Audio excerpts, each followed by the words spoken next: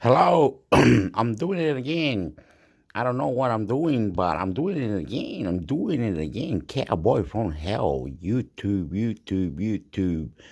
I love YouTube, YouTube, YouTube, YouTube. A bands, YouTube. I like Intimis Hector, share like Intimis Hector, why ya, Intimis Hector, YouTube, subscribe, Facebook, this, that, YouTube. Okay, I got one, two, three. We're gonna go the middle one first. What's it all about? Okay, we go to this one.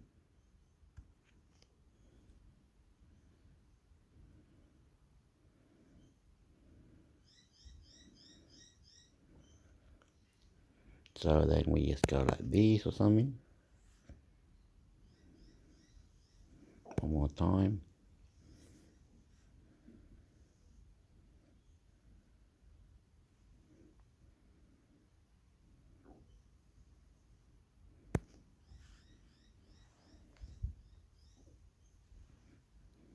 Why you? Don't mess with me, motherfucker. You gotta be nice to love yaka. What a caca. Aborigine, Chileno, Australia, Aborigine, Chileno, Australia. We love you to stab ya. We love you to love ya. We care for you to love ya. Aborigine,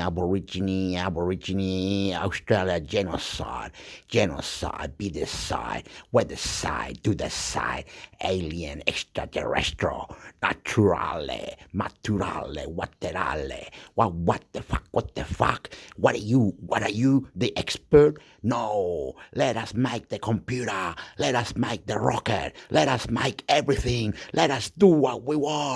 Why you do it? Why couldn't we do it? Why couldn't we do it? You. Do you need to do it? Do you need to do it? Well, do it. Hurry up. You slow motherfucker. To check show motherfucker. Aborigine Australia. Aborigine Chileno. Galleno. Macareno. What the fuck you doing the technology for? Technology for? Let us do the technology our way. We create, you create, everybody create. Why doesn't every country create their own technology?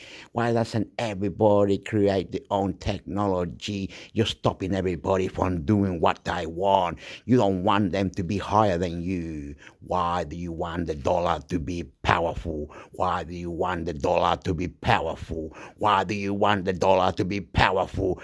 Genocide, left side, west side, extraterrestrial. God. I love you, YouTube. I love you, YouTube. Wired, the latest in technology, science, culture, and business. Wired, today's pig's gut check. Would you sell your extra kidney? Each year, thousands die because there aren't enough organs for transplants, and I may be one of them. It's time to start compensating donors. Security. What is a pig butchering scam? This type of devastating scheme ensnares victims and takes them for all they're worth, and the threat is only growing. Security. Yes, it's time to ditch LastPass. The password manager's most recent data breach is so concerning, users need to take immediate steps to protect themselves. Mirror, mirror the singularity of Allison Williams. Girls. Get out. Now 3 again. In just a handful of performances, the actress has redefined authenticity.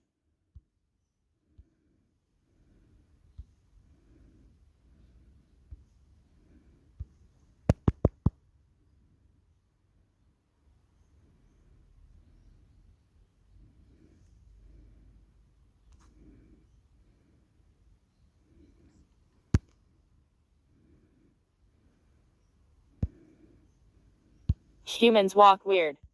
Scientists may finally know why. Wired. For something so routine, walking is shockingly complicated. Biomechanists break a single step into several phases. First, there's touchdown, when your heel strikes the floor. Next comes the single support phase, when you're balancing on that leg. After that, you roll onto your toes for takeoff, and your leg goes into a forward swing. All of this contains a mystery. Researchers have long observed that when we walk, our planted leg bounces twice before swinging into the next step. That is, the knee bends and extends once when the foot first touches down, then again just before takeoff. That first bounce helps our foot absorb the impact of our weight as we hit the ground. But the function of the second bounce, a feature characteristic to human gait, has never been clear. In a Physical Review paper published last month, scientists at the University of Munich may have found an answer. By modeling the physical forces that drive our double bounce, they deduced that it's an energy-saving technique for a species that has long prioritized endurance over speed, which may be a clue about why humans evolved such an odd gait. Now, they think their model can help improve prosthetic and robotic designs, and may even lend insight into the evolutionary pressures our ancestors faced. The foot is the key element here, says Daniel Renewski, a mechanical engineer who led the study. The human foot is, frankly, kind of an oddity in the animal kingdom. People have a 90-degree angle between the foot and the leg, he continues, but few other animals do.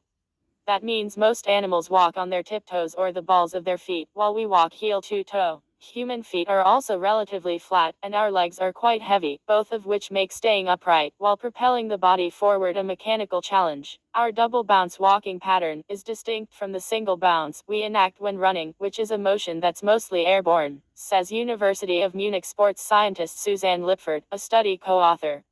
While walking, the foot stays planted for up to 70% of a step cycle to help us stay balanced at slower speeds. But that comes with a trade-off, less time to propel ourselves forward. Counterintuitively, that means your body has to work hard when walking to recirculate the leg into its next step. It seems odd, at first glance, to aim for a gait that leaves very little time to swing your leg forward, Renewski says. Because of how heavy our legs are, more mass requires more power. So given all these challenges, how does humanity manage to get around? For years, even our mechanical understanding of how we walk has been limited, because trying to model what all of the muscles, tendons, and joints of the lower body are doing at any given time is an arduous if not impossible task. Renewski's team, however, discovered that the human walking gait could be reduced to a single equation, based on how the foot behaves during the double bounce. To build their model, the researchers reduced the foot-leg system to just 4 joints at the hip, knee, ankle, and toes. Using data Lipford collected as a graduate student information about the forces and joint positions of 21 people videotaped while walking on a treadmill, they tried to describe the foot's heel-to-toe stride as if it were a simple object rolling on the ground. That movement is easier to understand than trying to account for the entire anatomy of the foot.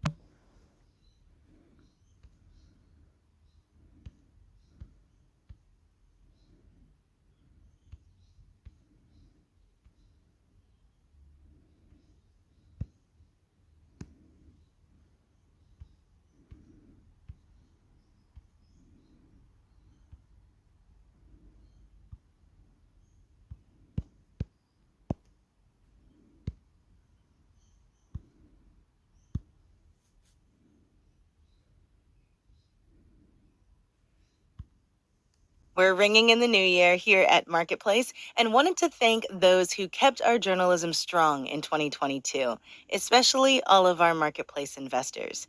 Thank you for being a part of this community of donors committed to making sure trustworthy, independent news is here to stay in 2023 and beyond. Bunch of miners compete to solve an authentication puzzle with giant banks of supercomputers, to a method called proof of stake, where just one miner validates a transaction using much less electricity. How much less is the subject of a new paper by Alex de Vries, the founder of Digiconomist, a website that tracks cryptocurrency energy use. This change has had a They're creating all these new things like interrupting, interacting, interacting, so they know about cryptocurrency, bank security, and all this stuff. Why they do that? Is there a reason? Do you think we're dying? Assuming we'll die, or YouTube, or in the future we ask YouTube or website or other things that can be more beautifully, more nicer, share like, put your things together. Can you understand in your mind? We're trying to create something fresh, new, interesting, but you keep coming up that the AI or the encrypted coding that you made, that you did, is doing something incredible, advanced to other things, security, market, or with crypto, money making, or sharing, or like, or website, or Facebook, or any type of information that is encrypted, or you, whatever you said, it was listening and reply. It was nice, beautiful.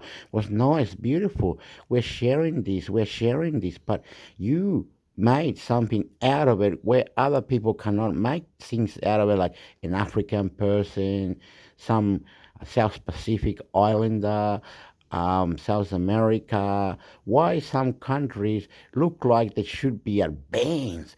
They got everything out of it. Like they got copper, gold, liquid for battery, everything they've got, and they haven't, their economic or their money or their length, they haven't gone up.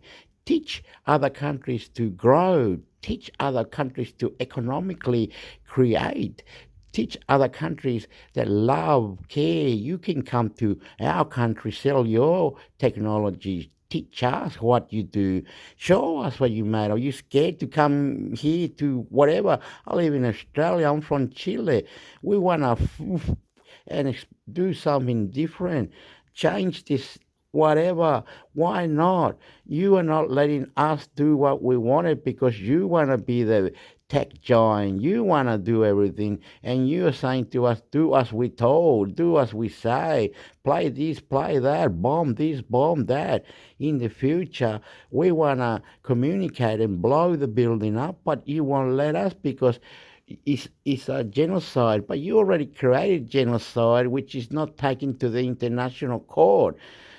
So what are you on about? What are you on about? Why don't you go get fucked? Because you created technology. We cannot create the technology that you created. When you created the technology, did you say we can create one better than you? Because you won't let us.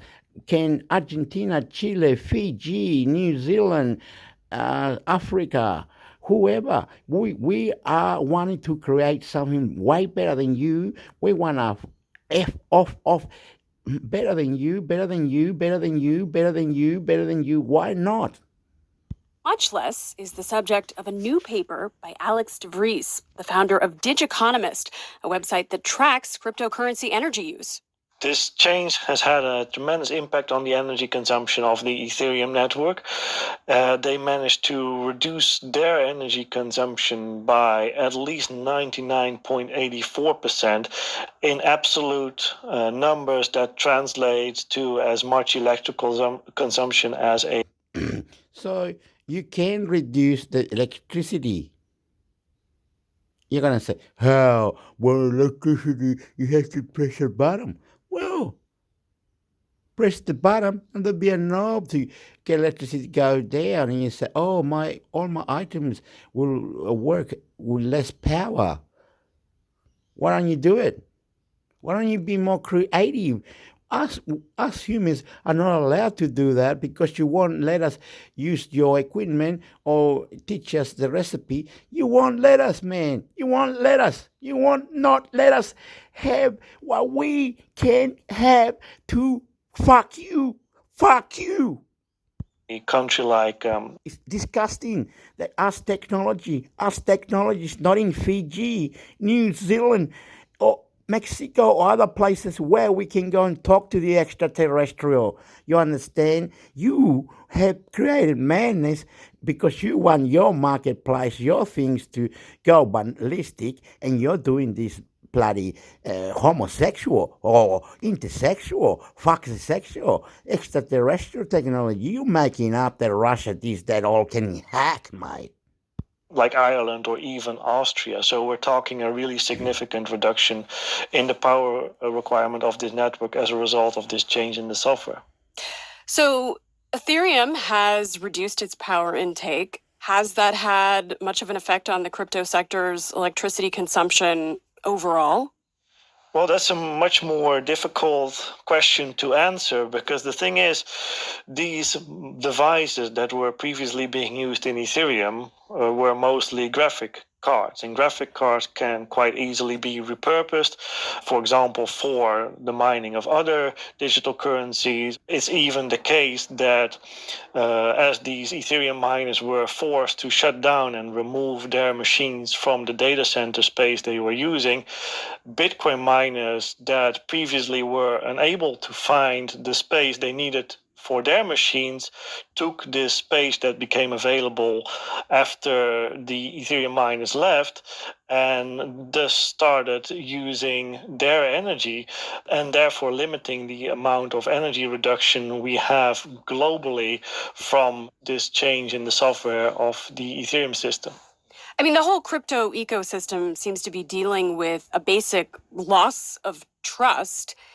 Okay, one might have this energy provider for website to this other place, right? So they'll have 5 different ones, right? And one says mine only goes to 78, and that's powerful. That's all I need. You know, you can really get the money, you can create the cars, the tech news and all this. The other ones, oh, mine is a little bit better. Mine is 87 because that means if it goes any higher or lower, it just goes back to 87 after.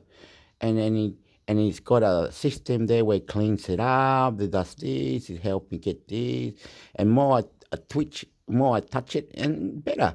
And the third one might say, mine is 90 because with the marketplace, with this, all these other things, the settings are put in like this, put in like that. All I have to do is decode this part, decode this other part, and it works better. Anyway, so 90%, 87, 79, it's all good.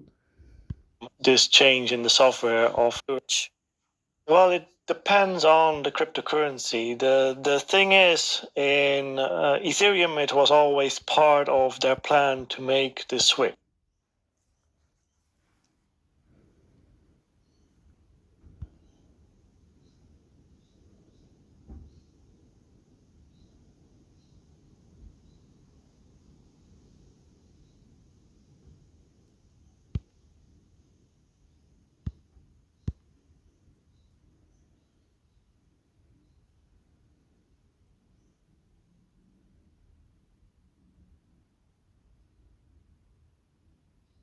What's going on? It's buffering. Is it?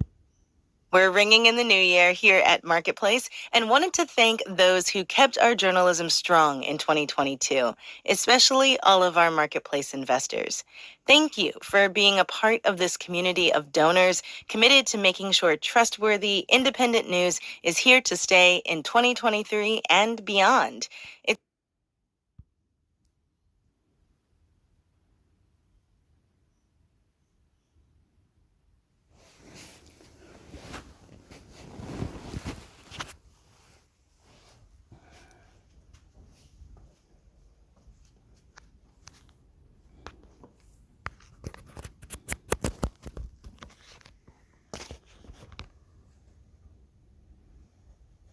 We're ringing in the new year here at Marketplace and wanted to thank those who kept our journalism strong in 2022, especially all of our Marketplace investors. I'm Kimberly. FTC Commissioner Lena Khan's mission to increase government oversight of companies trafficking in consumer data. Megan Gray is founder and CEO of Gray Matters Law and Policy and says this case marks a turning point. The significance is substantial. The FTC just kicked a big old ant pile. There are a ton of data brokers who are engaged in this marketplace. I would hazard a guess that all of them are shocked by the complaint that this business is impermissible and in violation of the federal code. But as you mentioned, this is such a common practice. Why this company in particular? For that, you have to read between the lines in the complaint. Kachava, unlike most other data brokers for geolocation data, failed to do two things. One, they black out any geolocation data associated with sensitive locations such as abortion clinics or medical centers or battered women's clinics. Two, instead of digging into why a customer was buying a certain segment or access to the database, you simply said, I'm buying it for business purposes. The FTC seems to think that you need to drill down more. What business purposes? Is it tracking somebody to abortion clinics so that you could show them pro-choice ads while they're sitting in the waiting room? Or is it business purposes of send people coupons to buy ice cream as they're walking by a Baskin Robbins? Do you have a sense at this point of which party in this lawsuit has sort of the upper hand in relation to the law, or who has a stronger argument in court? Kachava. The FTC has two grounds that it can pursue its consumer protection mission. One is deception and one is unfairness. The FTC went after unfairness.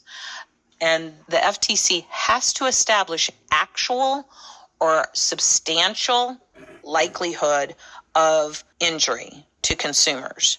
Not speculative, not emotional distress, like actual harm or the likelihood of substantial harm. For example, Korchava sold the data to a nefarious company that was trying to track down vulnerable members of the public for harassment.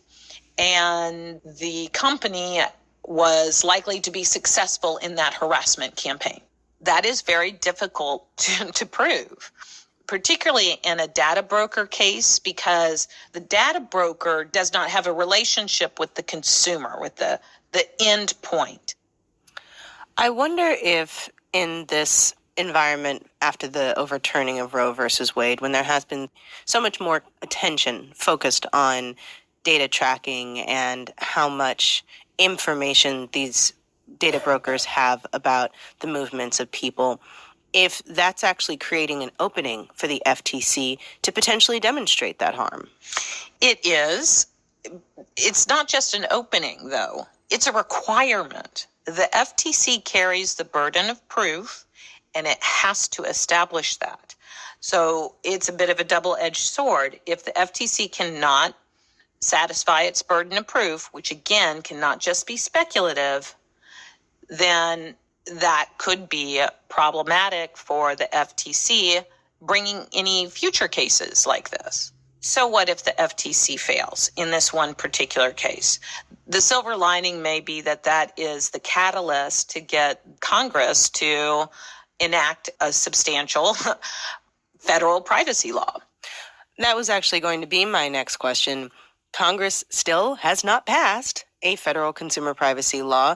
What does it mean for movement on the Hill in regards to data privacy, especially leading up to the 2024 election? In short, nothing. Right now, there is a privacy bill in Congress. It is not going to go anywhere. The person with the power to move it in the Senate has said no deal because it is not strong enough. And that means it is not going to happen for a while because you've got the midterms, everything has to get rejiggered and different committee assignments, and maybe a privacy bill will be reintroduced next year.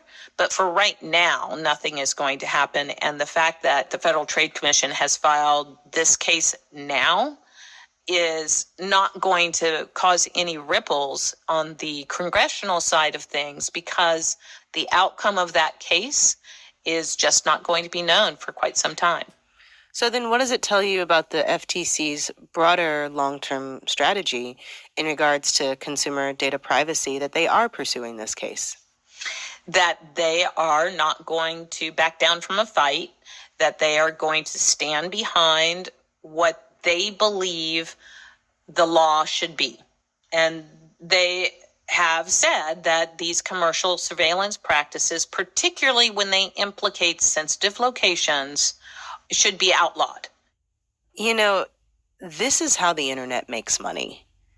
How significant would it be to the economy of the internet, and I guess therefore the economy of this country, if this way of making money goes away? I think you would see some readjustment, but I think the economy would be fine and in fact would probably be healthier and more robust. Right now, the internet economy, to the extent that it is built on this sort of tracking, advertising, surveillance, it's just an unhealthy marketplace and it will not survive. I think that adjustment period, you're going to see a lot of companies get hit hard for sure because they have not designed alternative revenue sources. We saw this with Facebook when Apple implemented a technical prohibition on Facebook gathering as much data on Facebook app users on iPhones as they were previously. And it hit Facebook very, very hard financially. And they're still grappling with how to make money in this new world order on iPhone. But they'll find a way.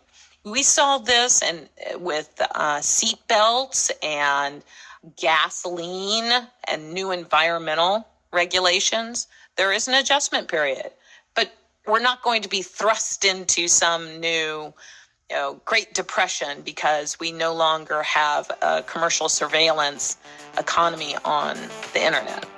Megan Gray at Gray Matters Law and Policy. We have a statement from the FTC and from Kochava on our website, marketplacetech.org. I'm Kimberly Adams, and that's Marketplace Tech. This is APM.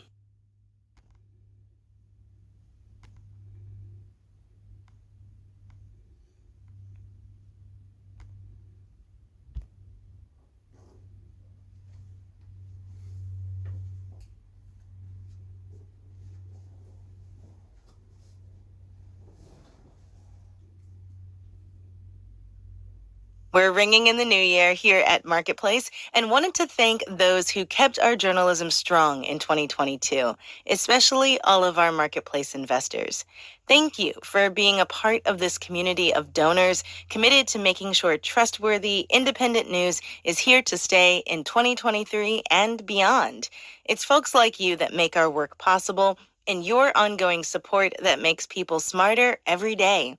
Thanks again and Happy New Year. Texas won the latest round at court in a case against social media companies. What that means for speech online. From American Public Media, this is Marketplace Tech. I'm Kimberly Adams.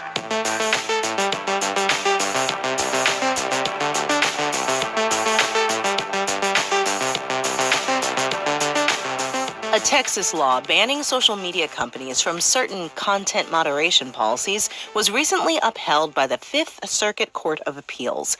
The 2021 law prohibits platforms from banning or restricting content based on the viewpoints of users. Now, tech companies will have to appeal to the Supreme Court if they want to avoid legal risk in the state. We talked about this case here on the show back in May when the Supreme Court put implementation of the law on hold while the case ran its course. Issy Lepowski, chief correspondent at Protocol, helped us out back then and joins me again for an update. She says tech companies are in a tough spot. The biggest decision is whether they act now or wait until the Supreme Court rules on this. And that's what I think they're all sort of holding their breath and waiting for. Because the big thing to remember is while this law in Texas can go forward, there's a very similar law in Florida that was blocked by the 11th Circuit. And so what we have now is a circuit split. And that's just the sort of thing that the Supreme Court is supposed to come in and sort of do a tiebreak on. In the meantime, in Texas, they're, a little bit vulnerable to, a whole bunch of lawsuits alleging discrimination. How enforceable, though, is this law for these companies, especially those that aren't headquartered in Texas? It's not about their headquarters in Texas. It's about their operations in Texas. So that's another big question they face. Is this a situation where they can just wall off Texas and do what they do in some countries where it's too difficult to do business and just not operate there? The law considers that option and says that not only can these companies not discriminate on the basis of viewpoint, they can't engage in geography-based censorship. So in other words, you can't censor somebody or not let them use your platform just because they live in Texas. Now, that brings into the picture a whole bunch of legal questions. If Texas can do that, can any state, force any business to do business in that state? I mean, it really is like once you start pulling on that thread, the whole thing kind of unravels. But, it's not like they're going to be able to just pull out of Texas and stop serving people in Texas without a fight. This law, HB 20, intends to prohibit social media platforms from moderating people's, quote, viewpoints. But then how are these companies responding to this concept of what constitutes a viewpoint versus, say, hate speech or something like that? Well, they haven't really responded yet in terms of changing their policies because I think they say, the First Amendment is on their side. They also point to Section 230, which is, a provision you've heard a lot about that gives these companies really a lot of space to moderate content as they see fit. So they feel that these two laws are really on their side. And so they're not going to, radically change their operations just yet because it could be quite soon that the Supreme Court sort of puts the kibosh on this Texas law again. And do you think that's likely that the Supreme Court will side with the tech companies?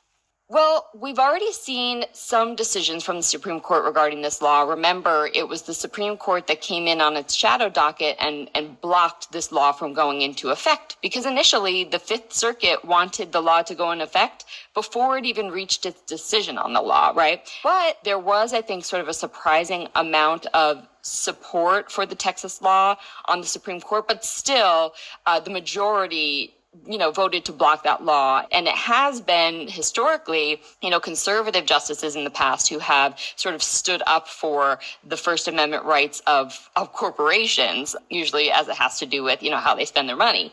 So, I think there is a lot of faith still that part of the conservative bench still exists and that certainly the liberal-leaning justices would oppose this law as well. What does this law mean for app stores that host social media apps and companies? We've talked a lot about what this might mean for, say, a Facebook or a Twitter, but what about for, the Google App Store or Apple's App Store? Yeah, so the law doesn't directly affect those companies. It's really about, platforms that host user-generated content. But these companies are going to have to consider what they'll do if, for instance, Facebook all of a sudden stops moderating some really bad stuff in Texas. Because these companies have set a precedent already where they have kicked out social media companies like Parler and Trump's Truth Social because they have not had, strong enough content moderation rules. And so the app stores have said, well, we don't want to host your app in our app store. What happens when that app is not Parler, but it's Facebook? So that's a decision they're going to have to make once they see how the apps respond in Texas. In your piece for Protocol on this, you lay out all these potential outcomes, most of which are bad for tech companies, but you also highlight what this might mean for advertisers. Yeah, I think it's important to think about how advertisers will react in that same scenario where Facebook is, or name your social media company, is suddenly allowing really horrible stuff, even more so than they arguably already do by accident, or in some cases, when they face really tough decisions. But most of the time, they're trying to make sure that there's not overt hate speech and there's not overt violence and all other types of objectionable content on their platforms. Advertisers have in the past protested these companies when they've felt like they're not doing their job. You'll remember in 2020, during the racial justice protests, there was a mass advertiser protest under the banner of Stop Hate for Profit, where they, tons of brands stopped advertising on Facebook. We've seen the same happen on YouTube, when there have been, big news stories about ads appearing alongside extremist videos. So, if it becomes sort of the Wild West in Texas, if it becomes this sort of content free-for-all, will advertisers still want to run their ads alongside that kind of content?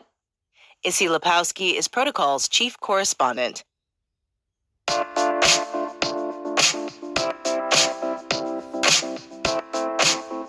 And now for some related links. For more on what this Texas law could mean for social media companies and what options big tech has while it stands, we'll have a link to Issy's article for Protocol on our website, marketplacetech.org. There you can also find the interview we did back in May, where Issy talked more about the differences between the Texas and Florida laws. We'll also link to a piece from the Bipartisan Policy Center, which explains Section 230 of the Communications Decency Act of 1996. That's the Section 230 mentioned earlier. The piece lays out the ongoing debate over whether and to what extent social media companies should be pro-content moderation or anti-censorship. Jesus Alvarado, Sasha Fernandez, and Daniel Shin produce our show. Becca Weinman is our engineer. Amanda Peacher is the interim senior producer. I'm Kimberly Adams, and that's Marketplace Tech.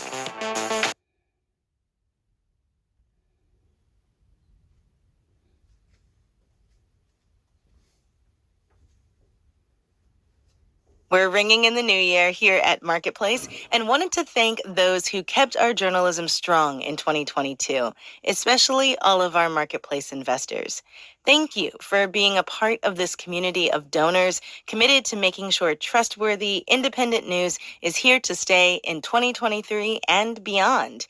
It's folks like you that make our work possible and your ongoing support that makes people smarter every day. Thanks again and Happy New Year. Social media is embedded in our elections, which could be a good thing, but often is not. From American Public Media, this is Marketplace Tech. I'm Kimberly Adams.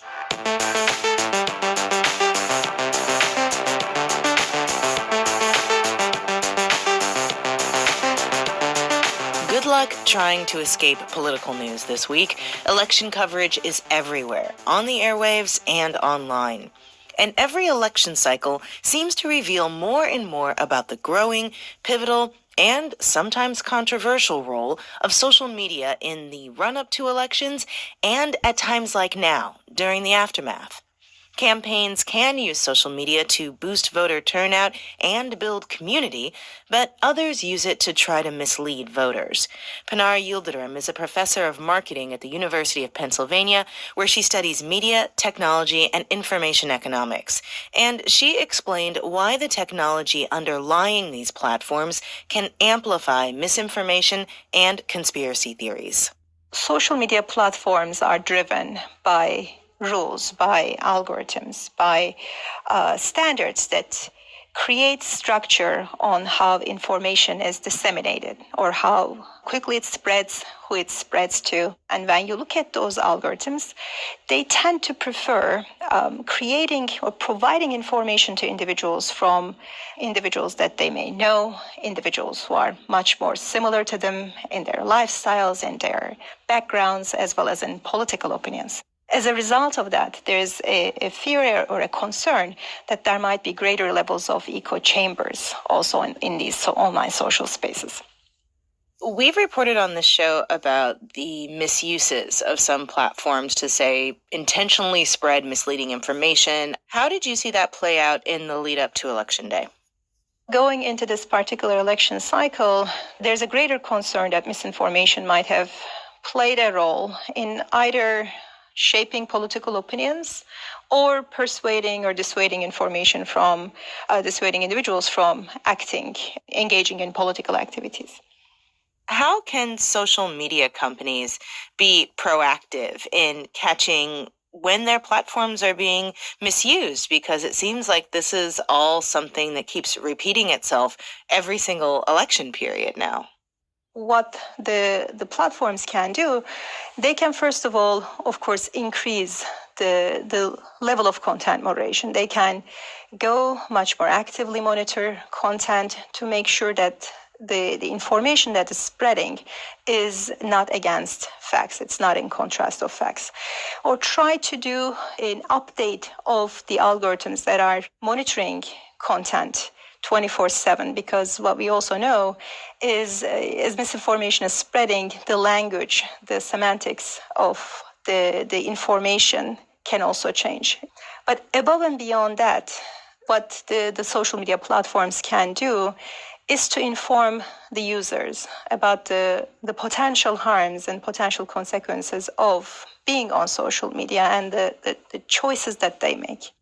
Now, results aren't yet final in many of the races in this week's election, and getting those results may take a while. But based on 2020, we know that misinformation about things like election fraud and voting machines can spread really quickly online. What are some of the real-life consequences of social media that allows misinformation and conspiracy theories to proliferate? I'm thinking of, the radicalization we saw after the 2020 election that led to the January 6th insurrection.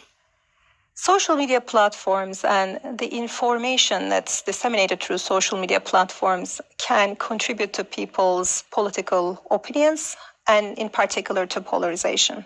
So misinformation is, of course, part of this. Misinformation tends to emerge much more commonly in some clusters, some political clusters, and misinformation tends to influence certain parts, certain segments of the population at a greater rate than other parts. For instance, younger individuals who have lower levels of education, they're much more prone to believing misinformation and acting upon that misinformation. So what we might again anticipate, just like the aftermath of 2020 election, is the emergence of misinformation in the days following an election, the midterm election. And there will be individuals who will believe the wrong information, and these individuals will be most likely coming from certain segments of the population. They may act upon these beliefs. This might be an action of just going online and expressing their disappointment, or it may go beyond. It may result in some political activity, some collective action against what they believe. And with collective action, I mean just gathering together with other individuals who are like-minded. So it's possible that misinformation in general, or information that's spreading on social media, is resulting in polarization, and that polarization tends to reflect on our actions. These actions might be simply against others who we interact with in our communications, in our everyday behavior. It might also be political actions that we take, or future voting behavior, or expression of discontent, whichever way that may shape. There's generally the link between our political opinions and political polarization and our engagement with others and others of the opposing party. What does the research say about strategies that might actually work in the cases where you might have friends or family going down that rabbit hole of online conspiracy theories or misinformation? Well, we can think of a number of interventions that are coming from research. And what we know is, in order to be able to reduce degrees of polarization, it helps to expose individuals to political opinions that are different than them, and try to do that in a way that is not too defensive, it's not too alienating. Because we know that also from research, we know that if people are given information that seems to confront them, they tend to sometimes go the opposite route and start believing their misinformation or their political opinions at a greater level. So it's important how these individuals are exposed to counter opinions, counter political opinions. Pinar Yildirim is a professor of marketing at the University of Pennsylvania. Jesus Alvarado produced this segment. I'm Kimberly Adams, and that's Marketplace Tech.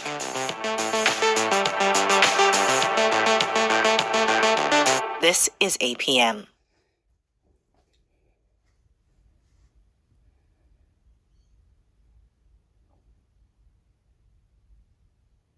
Vous ne croyez pas si bien dire.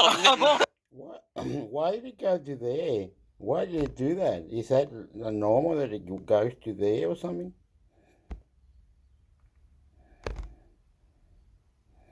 I just want to sit down. Oopa.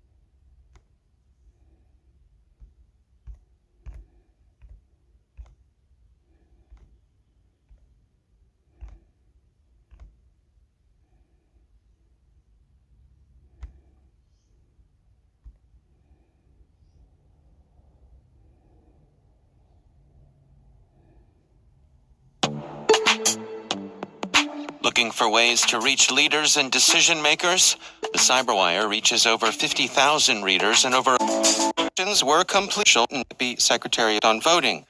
The secure networking companies summarized their conclusions in a single sentence. There were no large-scale attacks this election.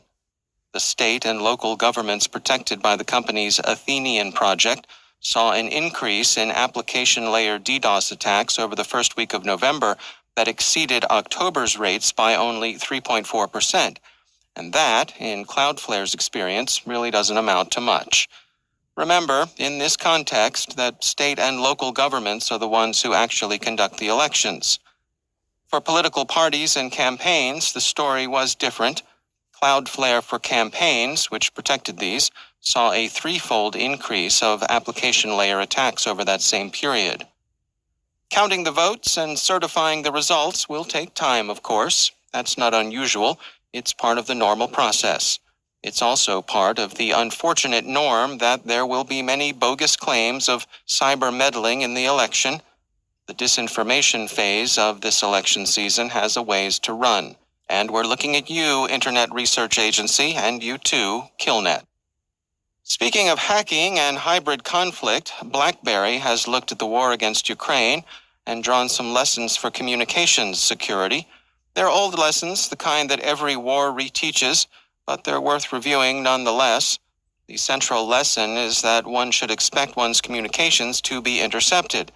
Whether the opposition can read them in time to use them depends upon the effectiveness and the general use of your encryption.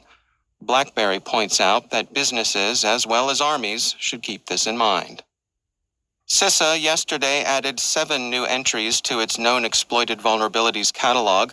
They include 4 issues in Microsoft products and 3 for Samsung mobile products. In accordance with Binding Operational Directive 22-01, U.S. federal civilian executive agencies have until November 29th to review their systems and take steps to secure them. As usual, CISA wants the agencies it oversees to apply updates per vendor instructions. Microsoft yesterday released fixes to address 68 issues in its products. By the SANS Institute's tally of these, 10 are critical, 1 was previously disclosed, and 4 are already being exploited.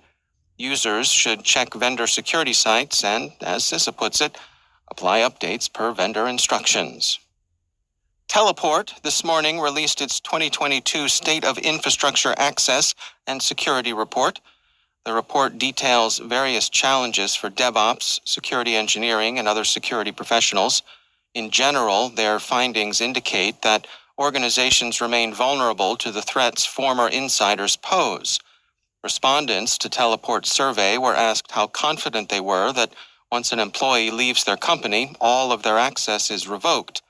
Less than a quarter of those surveyed said that they had 100% confidence, and almost half of the companies are less than 50% sure of the lack of access.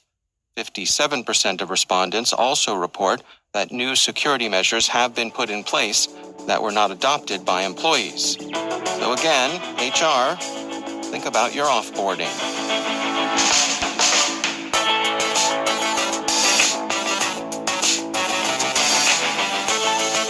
Coming up after the break, Carol Theriault examines cross-border money laundering. The FBI's Brian Vorndran offers guidance on how companies should think about their exposure in China.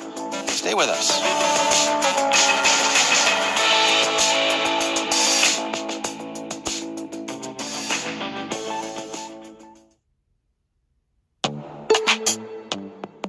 And now, a word from our sponsor, SpyCloud, the cybercrime analytics leader. SpyCloud disrupts cybercrime by telling you what criminals know about your business and your customers, so you can take action. SpyCloud constantly recaptures and analyzes new data from the criminal underground, including credentials, cookies, and PII siphoned from malware-infected devices and data breaches. With SpyCloud, you now have access to this data, so you can take preventative measures to defend your business against ransomware, account takeover, and hard-to-detect online fraud. Visit spycloud.com/cyberwire to act on what criminals know about your business and put an end to cybercrime that affects your bottom line and brand reputation. That's spycloud.com/cyberwire. And we thank SpyCloud for sponsoring our show.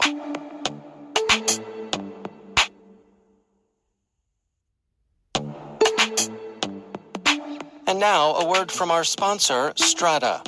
With multi-cloud, your apps and identities are distributed, making them hard to manage and secure. Strata takes all of your existing identity systems, integrates them into an identity fabric, a universal way for all your IDPs to work together. Never refactor your apps again. Never get locked into your IDP with one-to-one connectors. Identity orchestration helps you solve your biggest IAM problems, even the messy ones you thought were unsolvable. Bring Strata any IAM use case, like modernizing legacy apps to use passwordless authentication, hot switching between IDPs, or enabling identity operation resiliency. Strata's flexible, lightweight, and distributed architecture software is designed to extend the value of your identity infrastructure, no matter the complexity or scale. Share your time on a discovery call, and Strata will send you custom AirPods Pro. The multi-cloud identity wave is here, and you can ride it with Strata. Ready to learn more? Visit strata.io/cyberwire. That's strata.io/cyberwire. And we thank Strata Identity for sponsoring our show.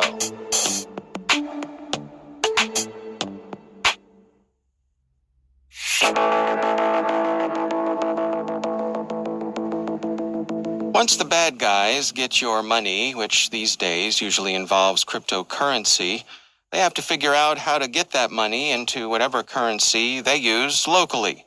That often can involve cross-border money laundering, and our UK correspondent Carol Theriault files this report about that. The United Nations estimates that up to $2 trillion of cross-border money laundering takes place each year. And they say the possible social and political costs of money laundering, if left unchecked or dealt with ineffectively, are serious. As some of us know, organized crime can infiltrate financial institutions, acquire control of large sectors of the economy through investment, or offer bribes to public officials and even governments. But the big question is how to address this. Well, greater information sharing and collaborative analytics among financial organizations could transform the detection of this criminal activity. But research suggests that this is hindered by the legal, technical, and even ethical challenges involved in jointly analyzing sensitive information. And maybe what is needed is privacy-enhancing technologies, also known as PETs, as they could play a transformative role in fighting financial crime. Well, at least that's what the UK and US governments are hoping for. 6 months after their initial announcement, they are preparing to kick off prize challenges focused on advancing the maturity of privacy-enhancing technologies to combat financial crime. So the plan is this: innovators will be asked to develop state-of-the-art, privacy-preserving, federated learning solutions, try and say that 5 times quickly, to help tackle the barriers to the wider use of these technologies. So in other words, figure out clever ways to bypass all the red tape in sending data to and from different geographies efficiently and legally, right, in order to share insights, and do this all without compromising federal or organizational privacy. So it's a pretty tall order. As part of the privacy-enhancing technology prize challenges, innovators will be able to engage with regulators. So this includes the UK Financial Conduct Authority and the US Financial Crimes Enforcement Network. And the challenges will be open to innovators on both sides of the Atlantic starting this summer. Challenge solutions will be showcased in the second Summit for Democracy to be convened by President Joe Biden in early 2023. So, do you think you have what it takes? Then I suggest you keep an eye on communiques from the UK and US governments. This was Carol Theriault for the Cyberwire.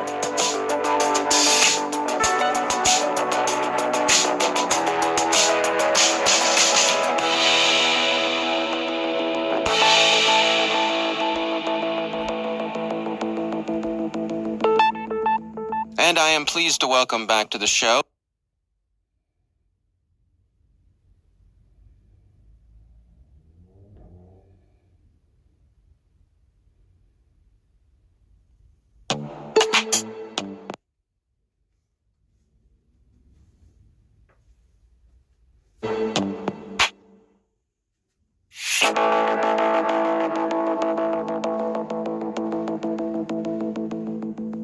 Hard to believe the holidays are upon us, which for many means getting together with friends and family and shopping online for gifts for loved ones. AJ Nash is Vice President of Intelligence at ZeroFox, and I checked in with him for insights on the types of online fraud activity he and his colleagues are tracking. This year in particular, when you're dealing with an economy that's been challenging, so people are more inclined to believe the not believable deal than they might in some years because people are really trying to get a great deal. A lot of folks are. So you have that combined with some challenges in the social media space with validation and verification of companies, of people. That's a really dangerous situation in terms of being defrauded. So, we always talk about, if it's too good to be true, don't believe it. That's, old advice. I think our parents have told us that since we were kids. But we talk ourselves out of that sometimes, and certainly I don't think anybody's going to buy a Ferrari for $15 on the internet. But, that $150 item that is the hot item this year that your kids or your significant other really, really wants, you might convince yourself $40 is possible now, whereas it's probably not. So I think that opens the door for more opportunities for criminals, unfortunately. And so they're gonna leverage social media. They're gonna put out advertisements that are false advertisements that might be tied to social media accounts that look valid.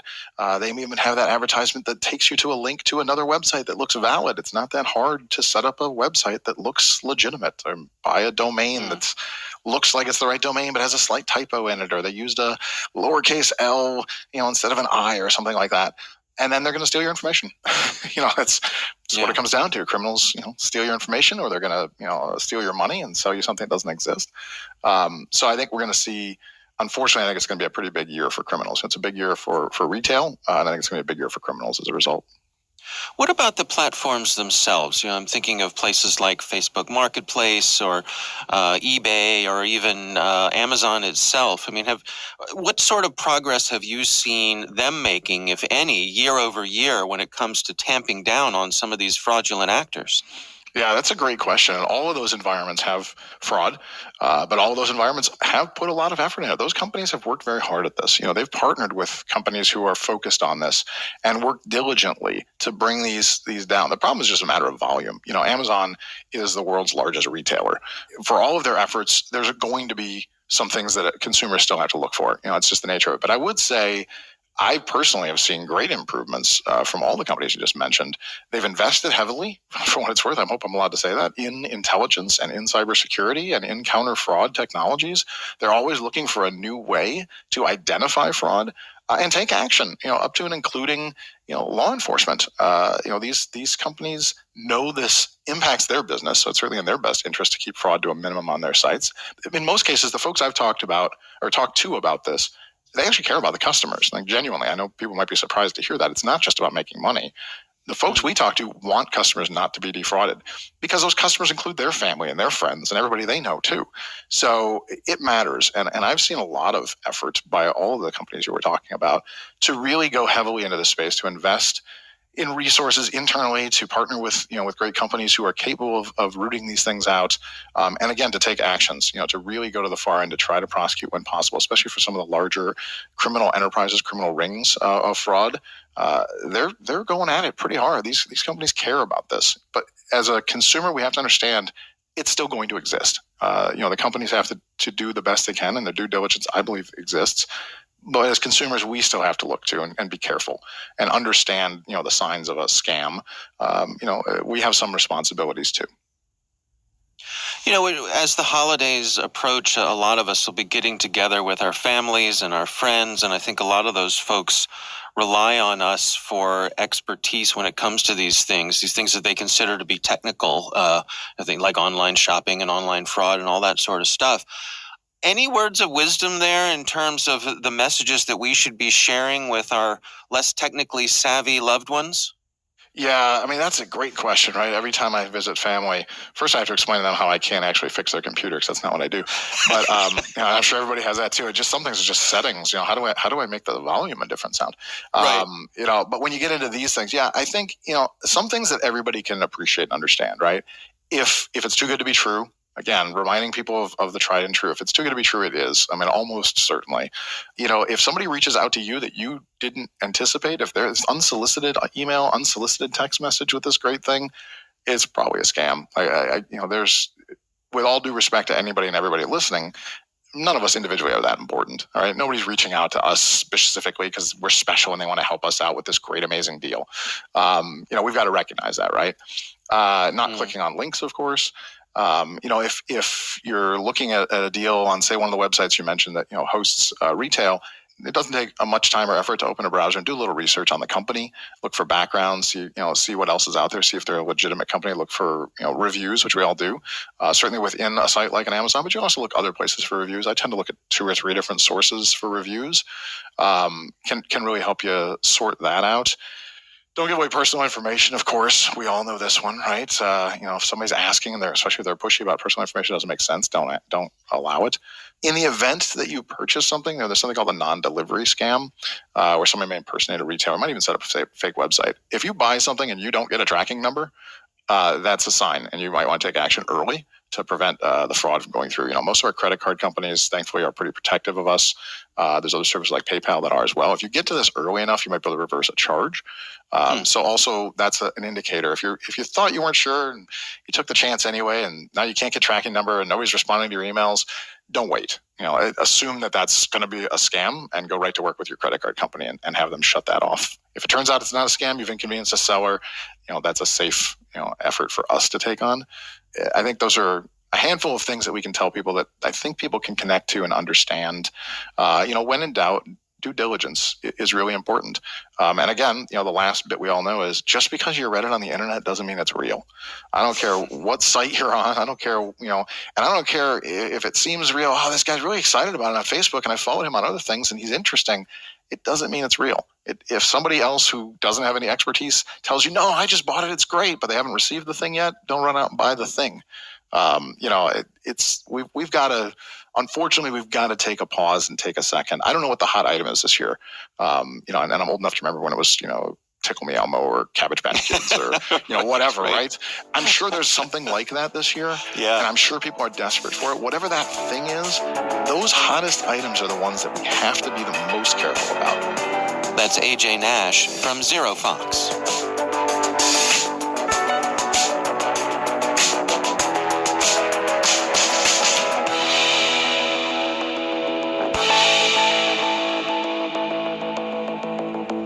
I was brought up back in the day on the Edward Tufte school of how do you convey complex information either on a page or a slide or a web page in some efficient manner, but providing as much intelligence as possible to help leaders make decisions with. Are you familiar with Dr. Tufte, Dave? Have we talked about him before? I am actually familiar with him, yes. I have a couple of dear friends who went to art and design school, so they turned me on to him. Our boss. And yeah, in fact, as I look across at our CyberWire library of books, there are several of his books that are in our library here. So absolutely familiar with his stuff and certainly admire and appreciate it. Well, he does this American City tour every year, and it's an 8-hour seminar that's relatively cheap. And at the end, you get to take home all 4 of his books. I've been to it twice, and I highly recommend it. So when I see a great example of information design, I stop what I'm doing and take a moment to take a look at it.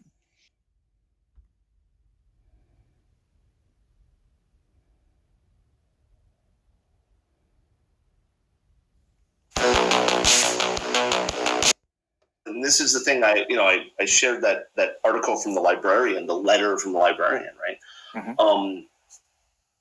We all are privileged. Yeah. Right? Yeah, very much. I will guarantee you that all 3 of us have actual broadband at our houses, not the U.S. definition of broadband, which is 25 meg down and 3 meg up. Oh, it's pathetic. Yeah. Idiots. Yeah. But we have actual broadband. We have modern computers. We have modern phones. We have access almost everywhere we go. And in most cases, if we don't have internet access, it's because we've chosen not to have internet access at that point, right? But, and this is, please don't vet, I'm not going to vet this number. This is a number in a specific article, which Tom will be able to link to this, right? This is an open letter from a librarian to the Google security team who is basically saying, are you aware of the fact that in the U.S., 13.6% of people do not have internet at home of any type? Not just they don't have fast internet or they don't have internet. And in certain zip codes in Pennsylvania, Philadelphia, 60% of the population, and we can all make the assumption, and the letter actually clarifies it later, that we're talking about low-income minority areas of the city. 60% of the people, the only way they have access to the internet is through the computer at the library. Wow. And so when we talk about using identity, right, how do we identify that person? How do we take that person? And, I saw many people, when this letter came out, many people were like, well, this is why we need a national ID. And I'll point out how shitty some politicians have been with making ID a requirement and then removing the ability to easily get an ID. Mm-hmm. Again, targeting minorities and low-income people, right? We have to be very careful when we talk about identity, when we talk about, this lady who lost her phone. That sucks. And I feel bad for her, and I sympathize with the problems she went through. But the hurdles she went through are nothing compared to somebody who's living on Section 8 housing, that the only way they maintain that housing is by maintaining their information to the government. And the only way they can maintain that is by going to the library and using a computer that has no other form of identifying them, right? and I mean, I'm taking this down a path that we probably don't want to go into right now because we have limited time, but we have to make sure that as we push forward into this nirvana of holodecks and deep fakes and amazing identity. There he goes with the holodecks again. I love the idea of a holodeck. We have to make sure that we take into account that there is a significant number of people that have nowhere near the access we have. Yeah, the digital divide, right? Yeah. Too many of the things, Web3, the scam that it is completely designed around the idea that, oh yeah, of course you have internet access. Yeah. No, that is a really, really good point. And a lot of the things that we see in articles and other things especially talking about authentication, do not talk about that fact. I mean, we've mentioned that about flip phones that were coming back, right? Yeah. Flip phones are very popular with certain areas of the country that maybe that's all they can afford, and they don't even have smartphones yet. So, yeah, fascinating stuff. Yeah, for sure. Well, why don't we go into our favorite segment, which is Aware Much? Aware Much? Aware Much. Thanks, Tom. Our Aware Much segment is brought to you by ClickArmor, the first fully gamified awareness training and engagement platform. So I would guess that we have quite a few listeners who might classify themselves as being paranoid, and maybe some who go to hacker conferences like DEF CON. Ooh, me. So there's always that question about how do you protect your mobile devices and its communications when you go to these kind of hostile types of shows. There was a post that we found on Reddit by somebody who really thought this through and came up with a free throwaway phone configuration, which was really interesting. So do you guys want to describe what that is and what you think about that? I mean, I'll generalize it is, this time of year, because we're getting close, we call it Hacker Summer Camp, right? We have B-Sides, Black Hat, and DEF CON, all in the lovely city of Vegas, Las Vegas. Well, lovely might be the wrong word. Cesspool that is known as Vegas. That might be a little bit better. And everybody comes to these conferences to, attend as an attendee, right, to see talks and network and things like that. But there's also people that come there to hack everybody and to, it's just that type of event, right? Yeah. So people come up with creative ways of, instead of just keeping my phone off or using something like a Faraday sleeve from our sponsor, Silent, by the way, they come up with these things, these burner phones and other things. And I guess the point of this, I think, and Kevin, you had brought this up earlier, is that we kind of make a big deal out of here's how you prepare to attend DEF CON. And a lot of it can be very simplified, right? Basic common sense in some ways. Yeah. And I think we're over paranoid a bit when it comes to attending a hacker conference. You should be vigilant, obviously, but here's my question. Yeah. Are we over paranoid? And when I say we, I mean the people who randomly post things on Reddit and blogs. Or are we leveraging the Hacker Summer Camp mystique that's a good point. To promote our own crud, right? Yeah. Because here's my thing. I've heard this for years. I've been going to DEF CON longer than I would like to admit because I'm old, right? What are we at? DEF CON 30? Yeah, this is the 30th. Isn't this year 30? Yes, like Super Bowl. The first 45. one I went to was 12 or 14. I was at 14. Right? I know that I'm young in DEF CON age compared to many people, right? DEF CON age, that's a new thing. So I've heard this every year. Like, oh my God, get a burner phone. Why? Yeah. What are you so afraid of? Why is your phone so insecure? Because let's go back to the same thing, right? We just talked about this in the last article. If I lose my phone, I'm going to carry my phone to DEF CON. I'm going to be in Vegas. It's going to be a brand new phone because my phone arrives today, right? I hope, knock on wood, it arrives today. I'm going to have a brand new phone. It's going to have all my stuff on it. It's going to have all my accounts on it, and it's going to be in my pocket, right? If I lose that phone, what's going to happen? Well, one, the phone's encrypted. Two, I have a strong passcode, biometric, blah, blah, blah, whatever, right? Is it possible that somebody's going to have a 0 day that they're going to throw randomly? They're not going to burn a around? 0 day on you.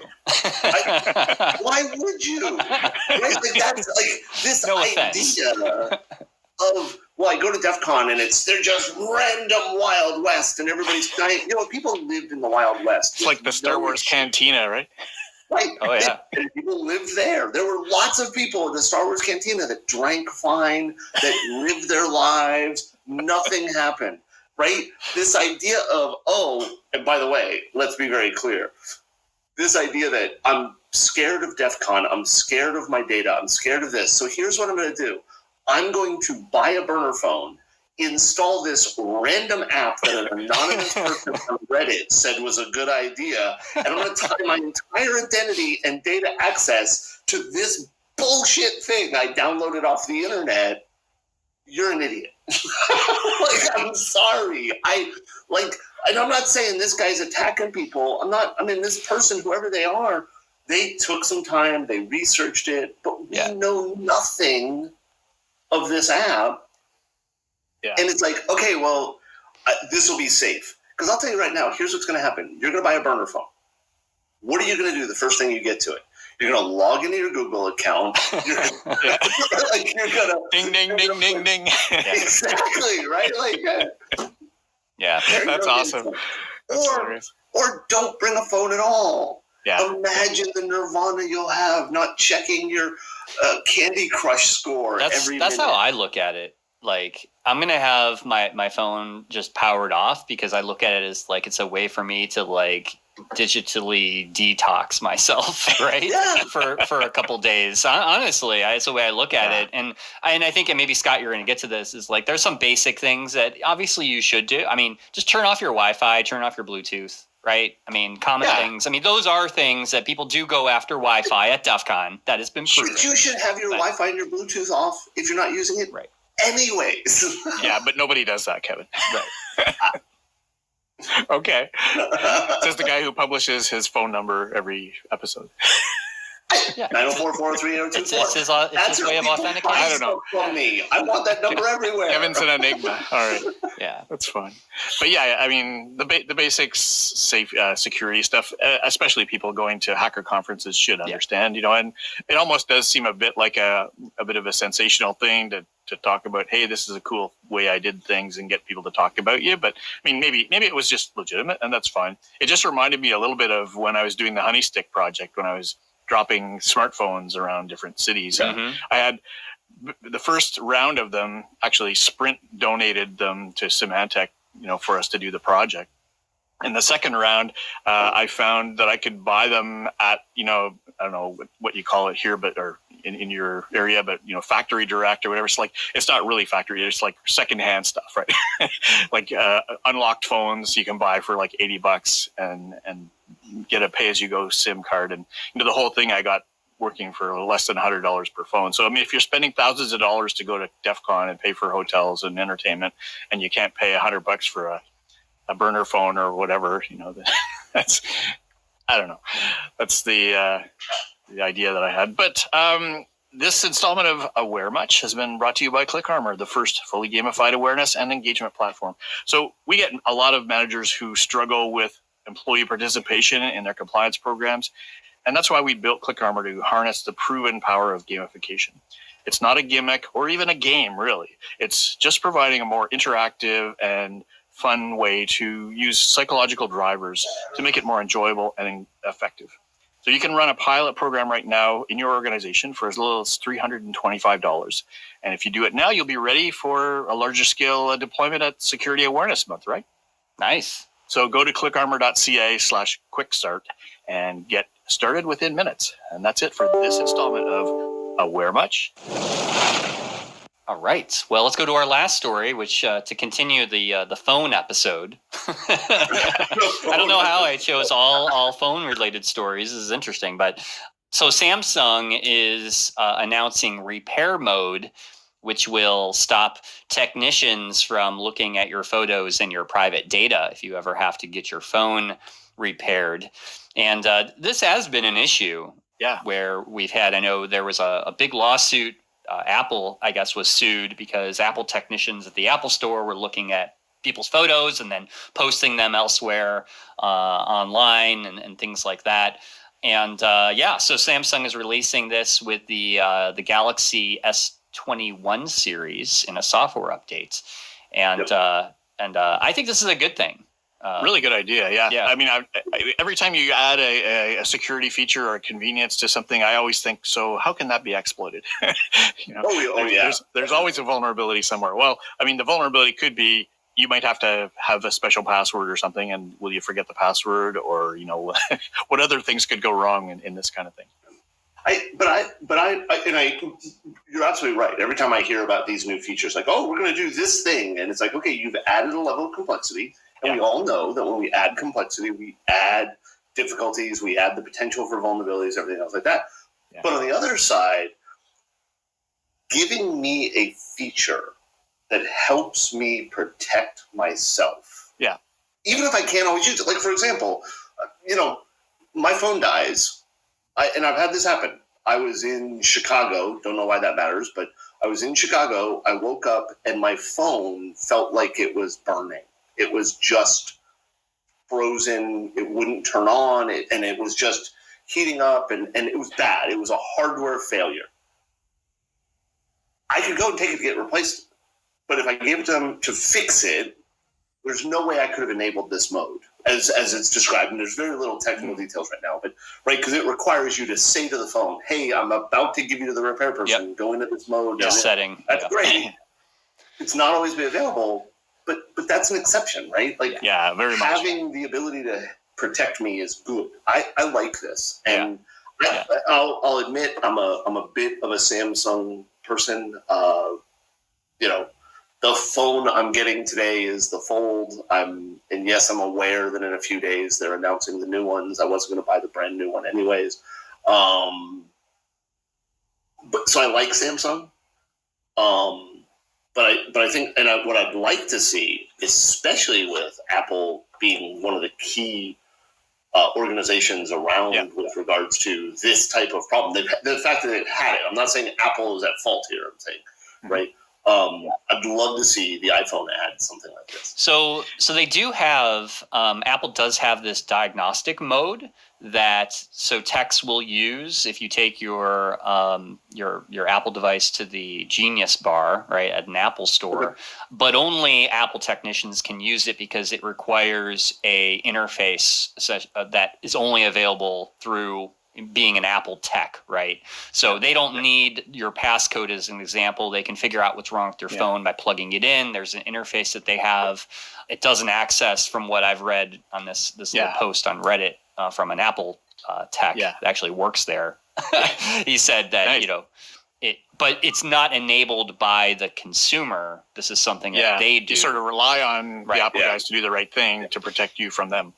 I know that sounds crazy, but hopefully Apple will come out with something that's in like typical Apple, right? They'll copy something off of Android. This is definitely something I would say. It's not protecting you from people who are targeting you. Really, it's more of an opportunistic threat, right? It's the whole idea of putting a password on your device.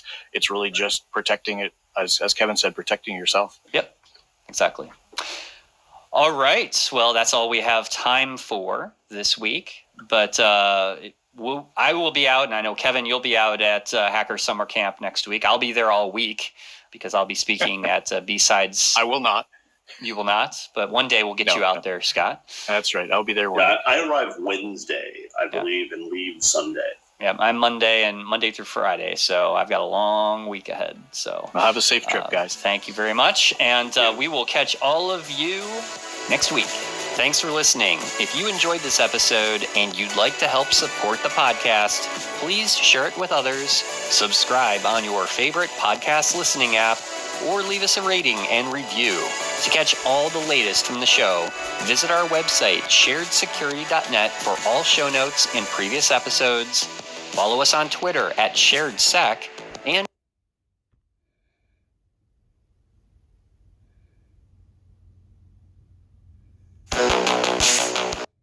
that we all said was that there would be no federal privacy law in the U.S. So I think we also predicted that the year before as well. Yeah. So that has not changed.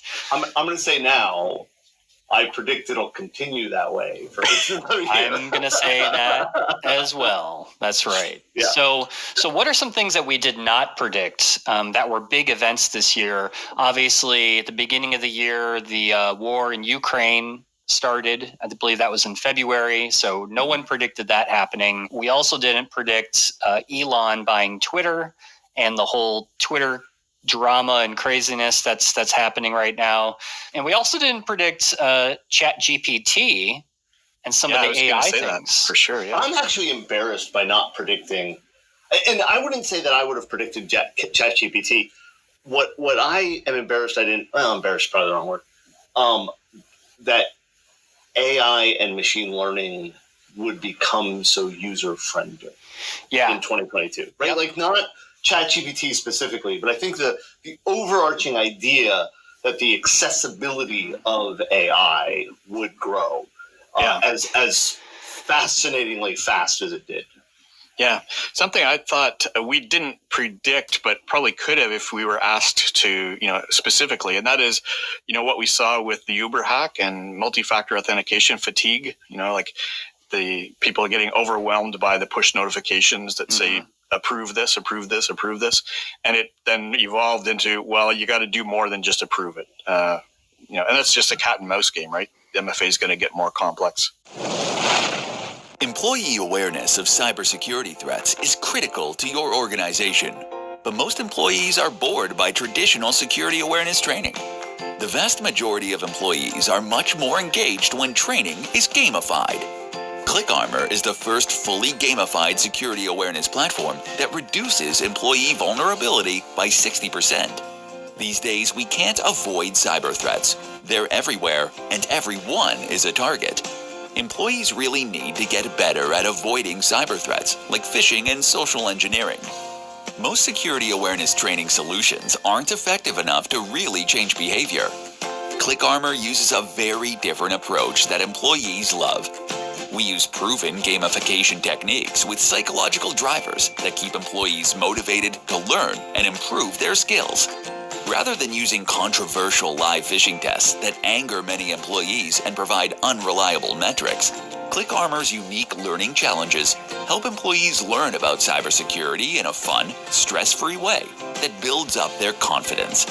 And our engaging, simulated threat scenarios motivate employees to improve their skills in a safe and fun environment.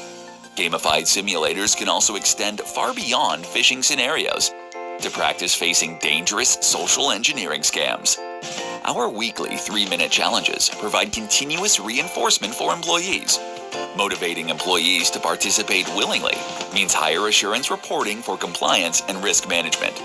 Simple integration with your employee directory means that deployment of ClickArmor is a snap, and single sign-on makes usage and ongoing management of ClickArmor easy. ClickArmor has been proven to provide better employee engagement, making IT managers' lives easier. If you're tired of ineffective awareness training that hurts your corporate culture, find out how to gamify your security awareness training experience to improve employee resilience with ClickArmor. So let's jump into our predictions for 2023. And so I will start. So I think that Mastodon usage will actually increase and Twitter will become less influential. I disagree with the second. Damn. Sorry, we both disagree. I don't think, unless you're saying in our field. Oh, okay. So in our field, absolutely. Yes, but I think our field, I agree 100%. I think it's already happened in our field. Yeah. But I think it's eventually next year because Elon's going to continue to just, every day it's different, I realize. But I think that more and more organizations, I think when advertising dollars stop being sent to Twitter, that's when people are also going to start looking for options. Yeah. But you know what? I think what will happen is that Twitter is going to suffer an identity crisis. They're going to basically melt down and start over.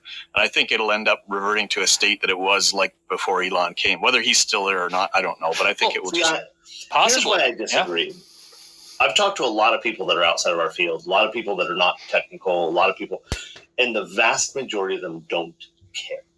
And the main reason they don't care is, and this is something we've talked about before and I've made fun of before, you watch the news and a good 10% of the news is them showing you tweets that people have done.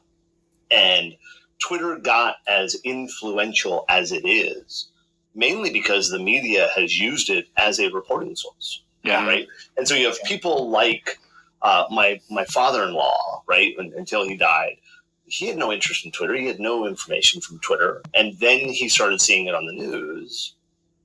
And so he started using Twitter. Until we see a replacement, and I don't believe Mastodon is it. I like Mastodon. I use it. I'm enjoying the community around it. But I do not believe it replaces what we get. Yeah, it's a different context, really.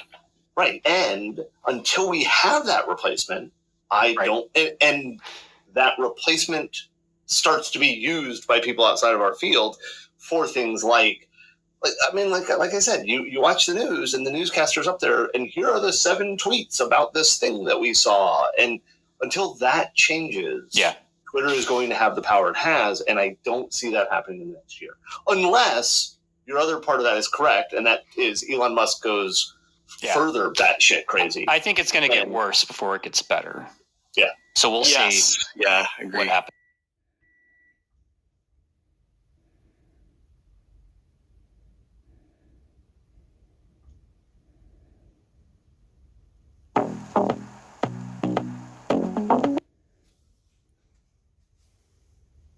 Perfect way to do a POC to see side by side how the performance of your old database is against the new one. Because your application, you can set up an environment where it's just looking at one, then the other, and compare apples to apples. So you can really look at it and say, okay, before I do this migration, here's what my application is performing like. Okay, now let's look at the new one.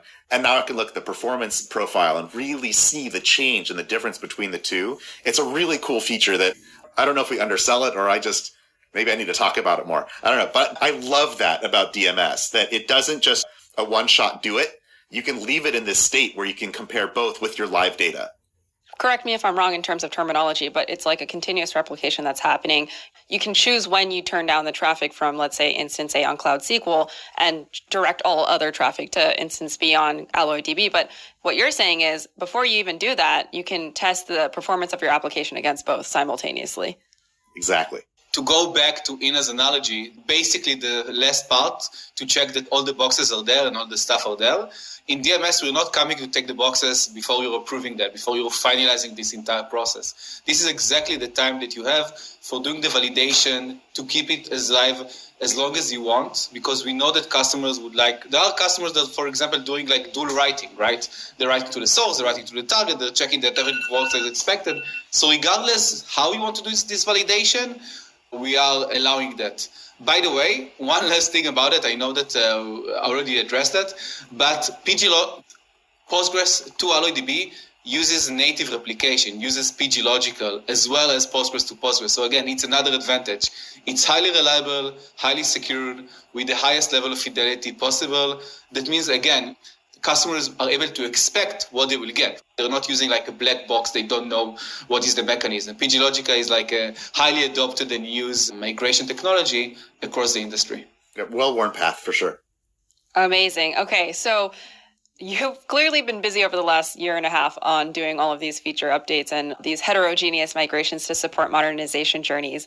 So I want to zoom out a little bit and talk about what it's been like to be on the product team for this data movement journey at Google. Can you talk a little bit about what has made you excited and some of the benefits of putting data in the cloud? Sure, I can take that. So as someone who has been working with data at Google for a very long time, I really learned to appreciate the benefits of keeping the data in the cloud.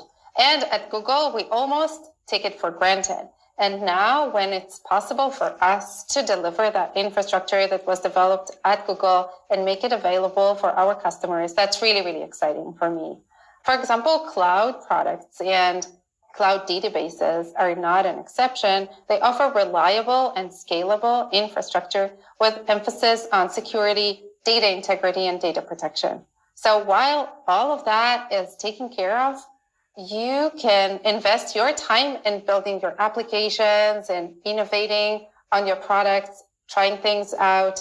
And as was previously mentioned, you can try your application on both your on-prem database and the on-cloud database to see what works, what doesn't work, where you can deliver faster, etc., etc.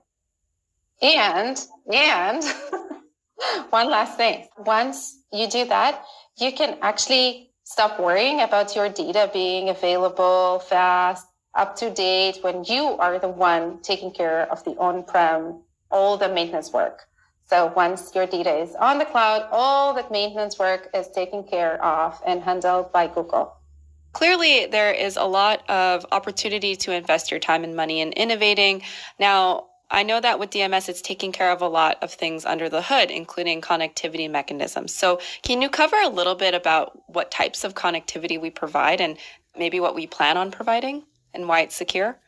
First of all, when we think about data migration or databases migration, the real hard problem is connectivity.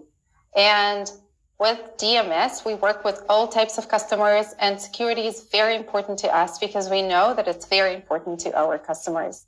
We support multiple private and secure connectivity methods via VPN and interconnect, both to your source database and to your target database.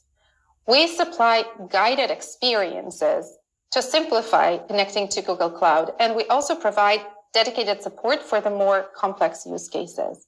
One additional thing to mention is that we do not install any agents at the customer source database or target database, which makes it even more secure. Yeah, security is obviously a very important concern. And so it's nice to know that we've streamlined a lot of the components necessary to perform these migrations. We have lots of customers with different use cases here. So now that we have this introduction,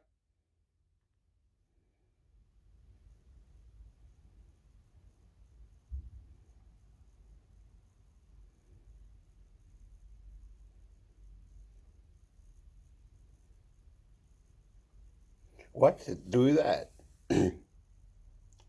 Christos, right?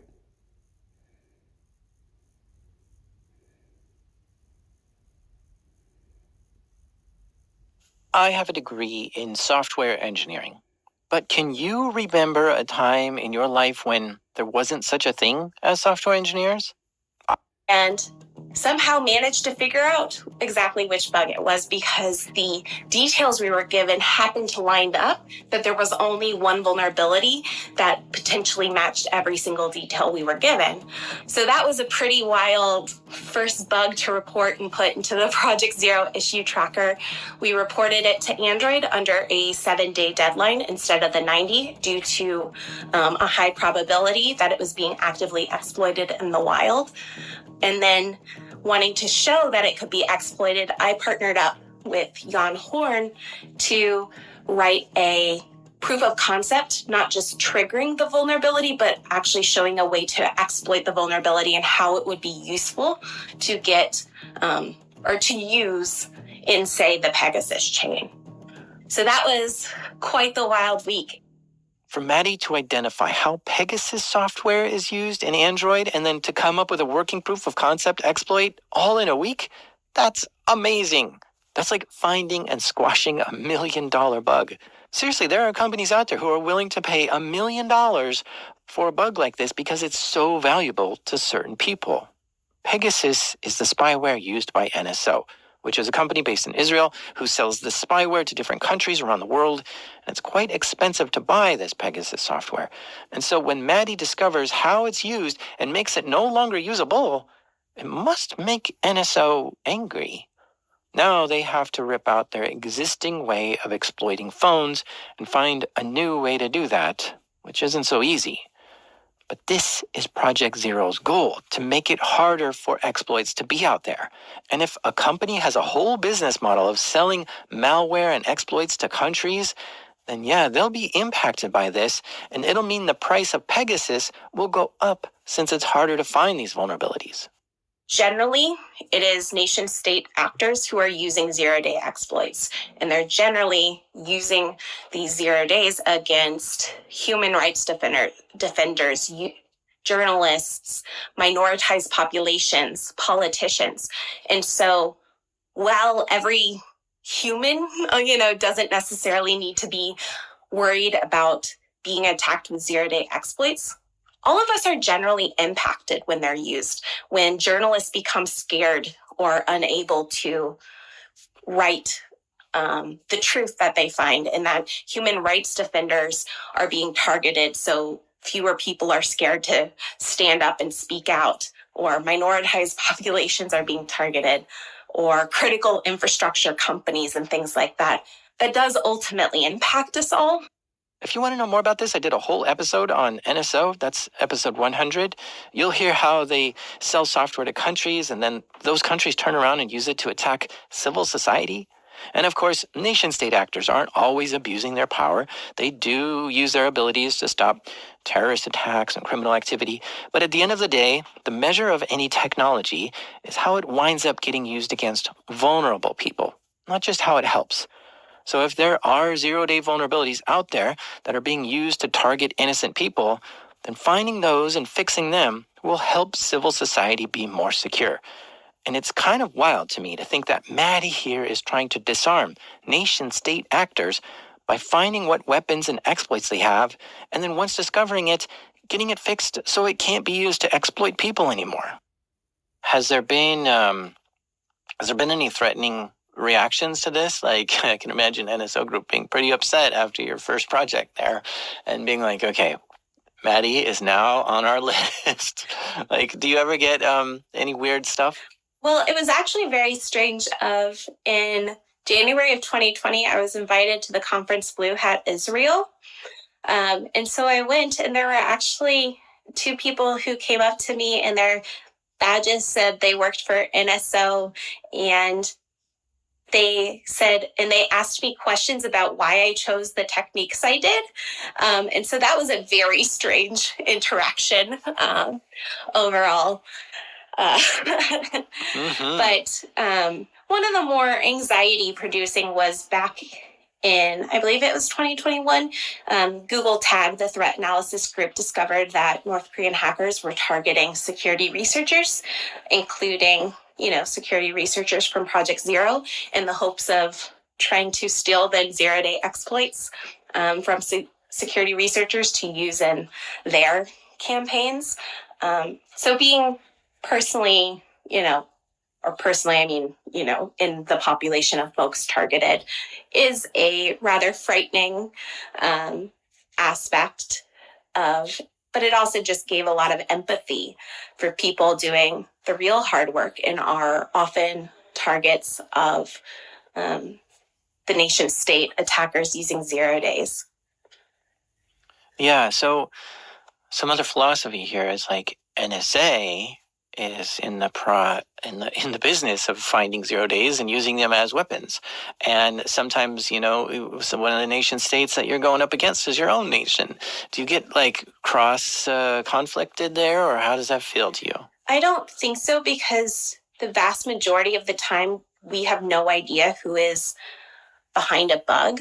Also because you're just working so quickly that like people don't usually have attribution, immediately. They just, if attribution even comes out, like the threat intel experts are usually, 3 to 6 months behind. So there's never sort of that conflict, because all we get is, here's an exploit sample, or here's a patch diff and the bug was labeled in release notes. But I've never really felt conflicted in that way, because there's no way to know. All you know is that people are being harmed. So that would sit even worse with me to not try and get it fixed. Yeah. We're going to take a quick break here, but stay with us because we're going to hear more from Maddie when we get back. This episode is brought to you by Drata. When do you have insight into your compliance, security, and risk postures? If it's right before an audit, you're in the same boat as many other organizations.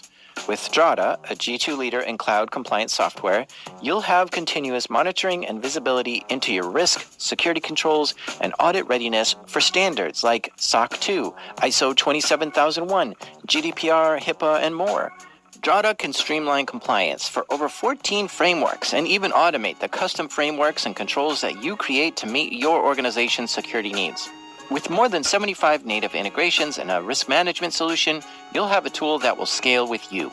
Countless security professionals from companies like Notion, Lemonade, and Bamboo HR have shared how crucial it has been to have Drata as their trusted compliance partner. Listeners of Darknet Diaries can get 10% off Drata and waived implementation fees at drata.com/partner/Darknet Diaries. That's Drata, spelled D-R-A-T-A. Drata.com/partner/Darknet Diaries. Earlier this year, in 2022, Maddie saw that Apple patched a bug in their WebKit product. This is the browser engine that Apple's Safari browser uses.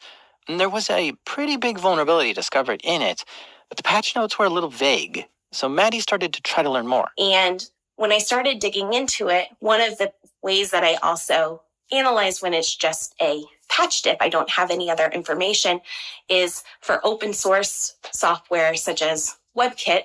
I will look at sort of the history of that file in the areas that they patched, or it's called the git blame of it sort of tells you when did this line appear or when was this source code line last changed. And what I ended up figuring out was that this was sort of a zombie bug and that it had actually been originally fixed back in 2013.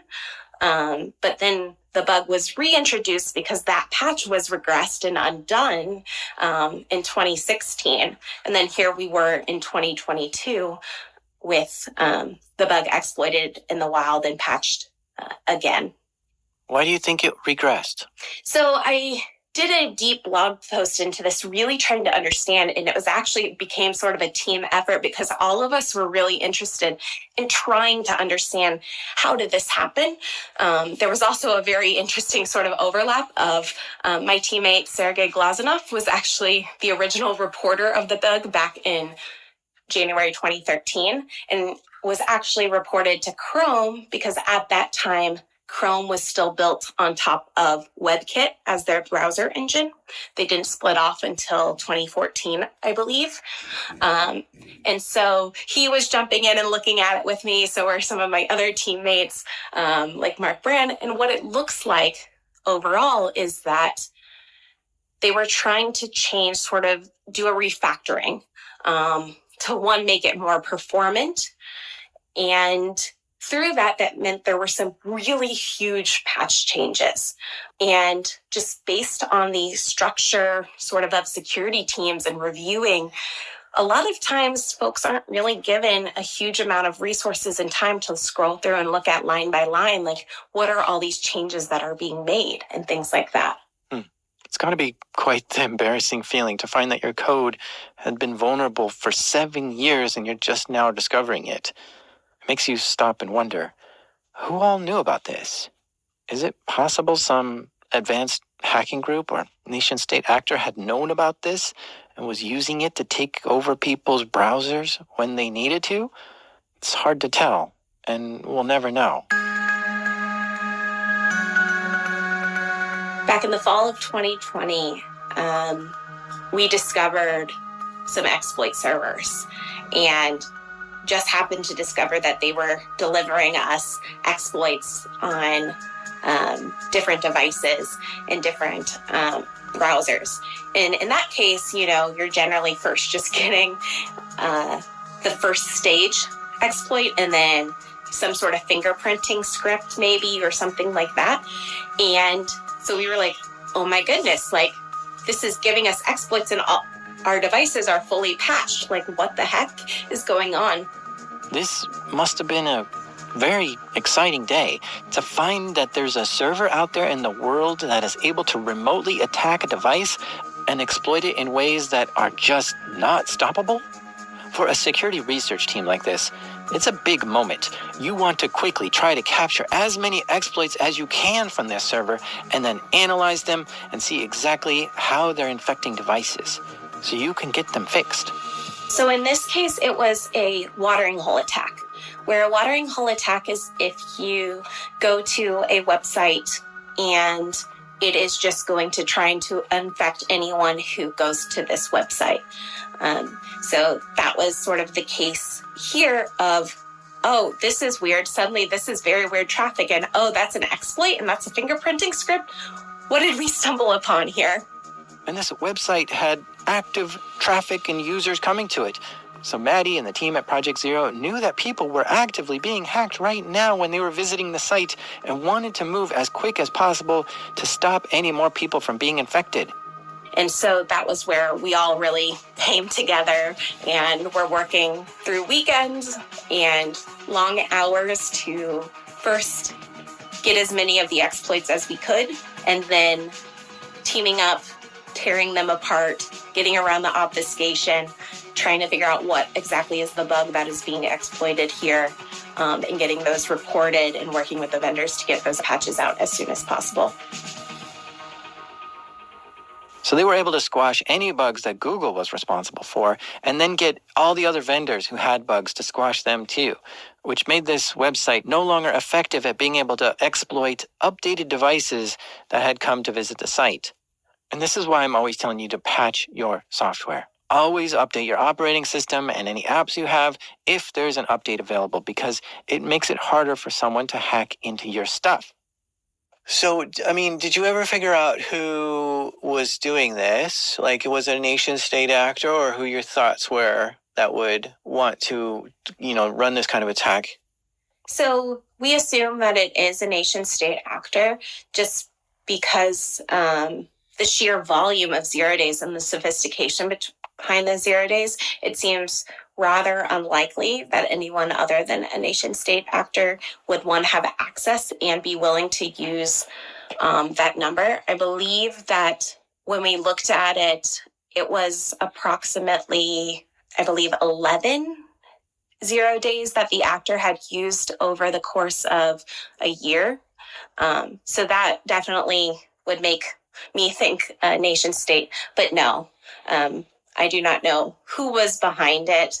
And I am not an expert in attribution, but I have not seen or heard any definitive answers on who the threat researchers and threat intel experts believe was behind it. Whoa, 11 0 days? That's amazing.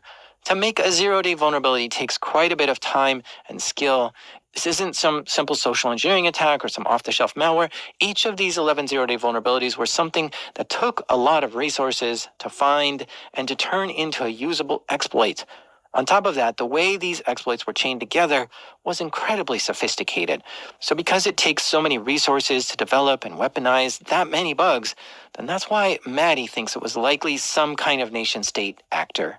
This is beyond the capabilities of a cybercrime group or hacktivist group. If you can use a less sophisticated form of attack to get access to whatever you need, then that will always be the choice. If your targets are insecure and say they'll fall for phishing, then that's the easiest route and that's what you'll take. If your targets don't keep their devices up to date and thus you can use a in-day exploit, that's what you'll take. So these 0 days are when, one, you really don't want to leave a trace because people don't know what this bug and exploit will look like, and you're targeting entities or individuals who probably have some pretty good security hygiene and posture.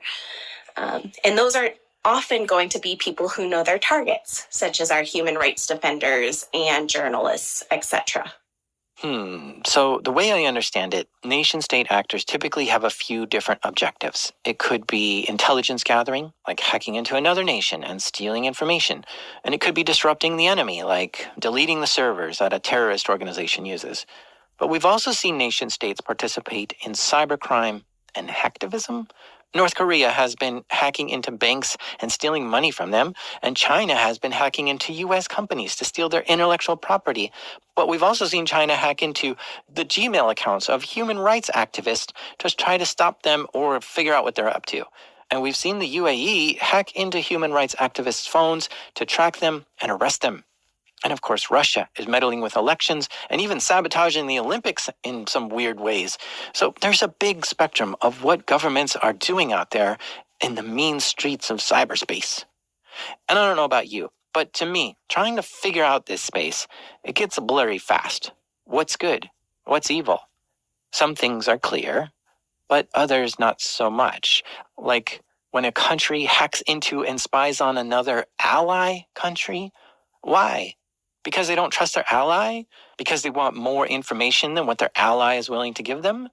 And what happens when they do find out that their ally has some nefarious plan? Do the ends justify the means? It gets tricky.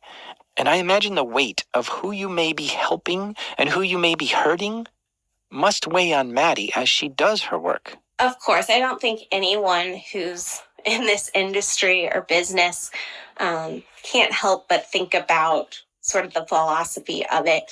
And so for me, it feels pretty easy, and I hope I'm on the good side of I want people to have safe and secure access to the internet, whether it's, just their data, their device, and everything like that. So the case and the part of that safe and secure that I am currently able to hopefully make the biggest difference on is in the zero-day exploit space.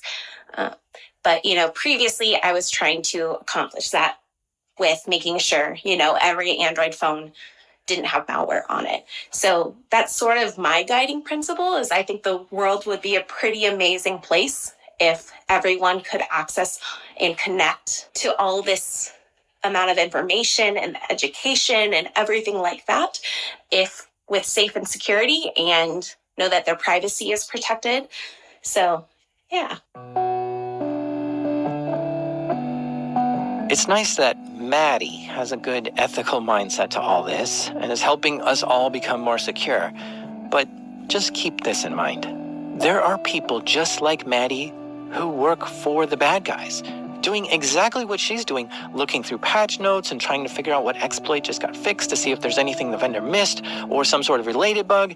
And then once they find a bug, they'll develop it into an exploit and weaponize it instead of getting it fixed. And that just makes me think, okay, if there are like enemies and allies out there where countries are hacking into each other, then what does that make Maddie, an enemy or an ally? Or is there some kind of third faction out there? Also, NSA stands for National Security Agency. Their job is to ensure the U.S. is secure and is able to send secure communications without our data getting into the enemy's hands. So you'd think that if the NSA has found a way to bypass the security of something, they'd want to find a way to get that fixed right away to ensure that the software used by hundreds of millions of Americans is secure, right? But despite that the NSA spends millions of dollars on finding and developing vulnerabilities, they don't report that much to vendors. We have seen them report some things sometimes, but it's often under suspicious reasons, like when the shadow brokers claimed they had NSA exploits. NSA told Microsoft to patch a certain bug right away, and there were other bugs that the NSA reported, which made me think that they might have intelligence that some other enemy nation might be actively using that exploit to hack into our stuff. And it becomes even more difficult to navigate all this when so many of the tech giants are also US based. I'm not saying there's any sort of collaboration between the NSA and the US tech giants, but it makes sense to me that there is a closer relationship than other nations might have with US tech companies. I kind of see it as sort of an arms race. While nation states around the world want more exploits and zero-day vulnerabilities to carry out their objectives, Maddie is over here trying to neutralize those and build up the defenses for everyone to be able to defend against nation states better.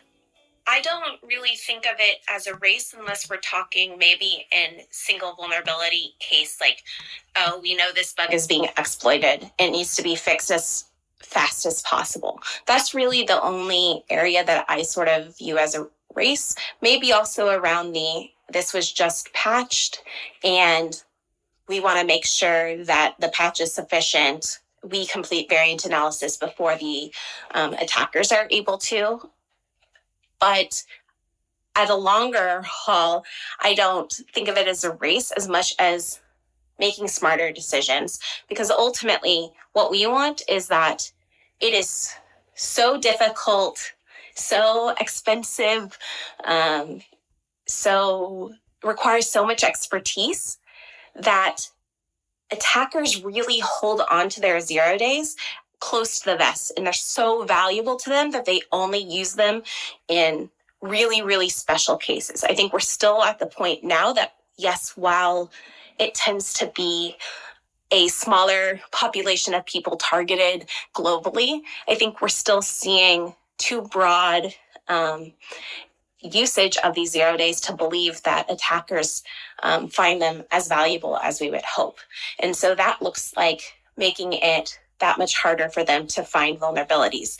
So let's say they cannot use variants of a previously public vulnerability. They instead have to come up with their own. They have to come up with a whole new bug class that we've never seen before, not using these use after freeze and buffer overflows. They're not able to use a public exploit technique that we've seen before, or they use.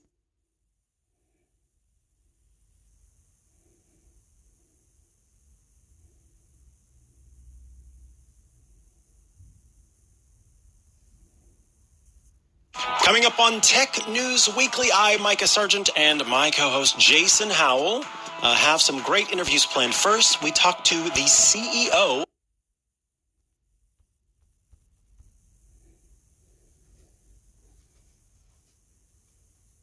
Jumps to, okay, so if Apple's making all these changes within the EU, does it behoove them to just embrace it worldwide, or do you think that Apple's going to hold with their might and with their claws onto the fact that, no, you know what, this only happens there. Everyone else, you're getting what we've been doing, because we aren't compelled necessarily to do that yet. Why should we? What do you think? Right. I think that they'll probably start on the hardware side in terms of universal changes, right? So they have to comply with the USB-C change for the EU, but it makes no sense for them to make different iPhones with different charging ports for different parts of the world. But what we're talking about here is software. And I think even though these would be key ingredients to iOS 17, ostensibly, right? Then I think it's possible that they would just maybe treat it as a trial balloon, like we're doing this in Europe, and they may just wind up waiting to see what happens in terms of regulatory action in the US as far as antitrust activities that could be happening in the near future. So to me, I think it's probably going to be more of a wait and see approach in terms of being more universal with the types of changes that we're talking about. But at the same time, if you are putting in all of this work and someone in Europe says, hey, I could download Fortnite now, but you can't in the US, then there's going to be people who are saying, well, why can't I do this? So they have to be able to anticipate the backlash for not being open everywhere. Yeah, indeed. Now, final question here. It has to do with kind of, as we talked about just a few minutes ago, sideloading, third-party app stores. This is all very commonplace for Android. It's been there practically since the beginning, with good and bad results, let's say. If there are any lessons that could be learned from that decade plus that Google has been doing this, sideloading third-party app stores and that sort of thing, what is that lesson that Apple can take away? Having the ability, the kind of good place that they're in to say, oh well, they've taken a lot of the lumps and a lot of the bruises. Here's what we can learn to do it better. Yeah, they can definitely wind up looking very good if they come up with a more secure way to sideload apps, and they definitely won't call it sideloading, no matter what it is, because then it looks like they're being hypocrites. So I think what happens is that, the one thing to think about is just security overall. I can't tell you how many stories that we've done on Android that talks about there's a new security threat, and it affects mostly those who sideload apps. But then you also have the Google Play Store, which has not been very secure at all, and I think has been a feeding ground for malware and adware and all sorts of scams. Not that, the App Store has been immune, but it's been much worse on the Android side. So if Apple needs to prove that whatever they do on the third-party front is as secure or almost as secure as the regular App Store, and sort of just keep that security advantage, or at least the perception of better security. There we go. Right on. Well, I'm going to be curious to see what is the next thing that signals hell freezing over as far as as Apple changing course on some of this stuff. It's fascinating to watch. And just want to thank you for your time. It's great to have you back. Mark Spoonhour is with Tom's Guide. If people want to follow you online, where can they find you, Mark? Just go to at @mspoonhour and follow us at Tom's Guide. Right on. Thank you, Mark. Happy holidays. We'll see you soon. All right. Thank you. All right, take care. Coming up, Instagram's security level is increasing. That's right. They're doing some new things in security that we're going to talk about in Micah's Story of the Week. But first, this episode of Tech News Weekly is brought to you by Dell Client Solutions Devices, orchestrated by the Clients Devices is for their support of Tech News Weekly. All right, we are transitioning into our stories of the week, starting with Micah. Yes, indeedy. So, one of the most common questions I get, or I should say we get, Leo and I, on the radio show, it comes up time and time again. Somebody calls and they say, I was trying to use my Instagram account and it appears I've been hacked. And they they've gotten a message that they clicked on, and then they get an email that says, your password, we need to check your password, or your account's been hacked, whatever. In any case, it's somebody who has set up this process to get that person's password and access their account and then hack it. And people kind of wonder, what's the point of doing this? And in most cases, this is a system where a bad actor or bad actors are trying to get a bunch of Instagram accounts that have history of being used, of accounts that are actually active and, have sent messages and have liked posts and have commented on things, because those accounts are less likely to be flagged in the first place as bots or spam or what have you. And then they use these accounts for all sorts of different things. One example is systems that can you pay and then a bunch of accounts follow you so that you can increase your follower count. You pay and they look at your most recent video so that your views go up. You pay and they like your post so you get a bunch of likes on a post. And in some cases, companies that are, trying to do product sales will pay, and they use these fake accounts to reach out to different Instagram users and say, hey, we'd love for you to be a brand ambassador for this company. You should check it out, because everybody on Instagram who's looking to be an influencer will get then excited about that and potentially, sign up for it. So there are all of these reasons why someone's account would be hacked.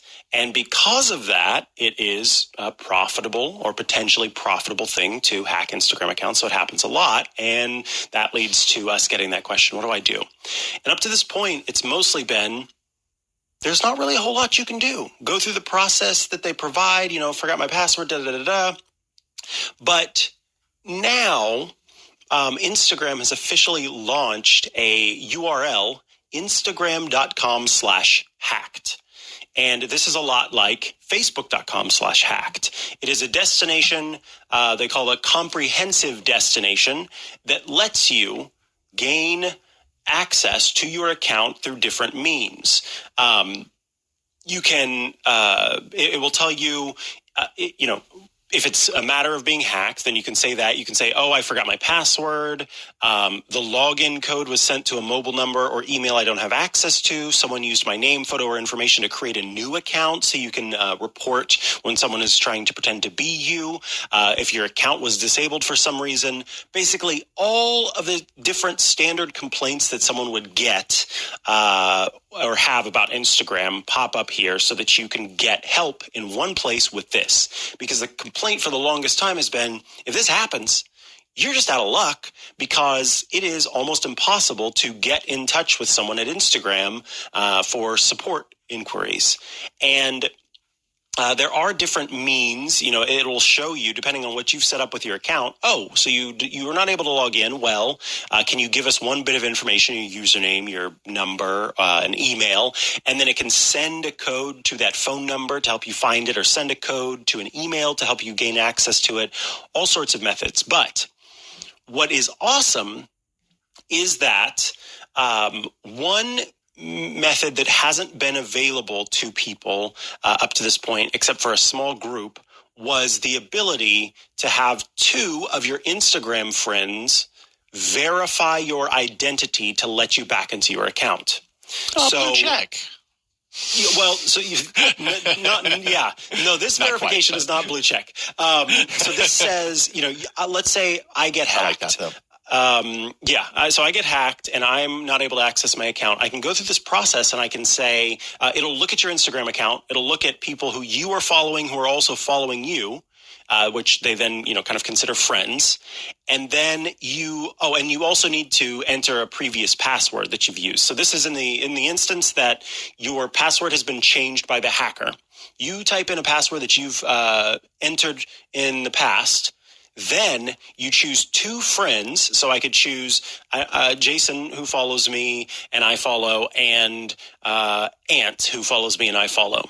And then they will both get notifications.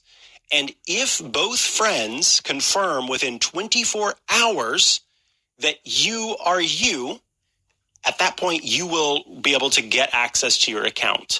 So they do encourage you to reach out to your friends. I was going to say that would be, depending on how that comes through as the recipient, it could almost seem if it comes through as a text, if it comes through, exactly.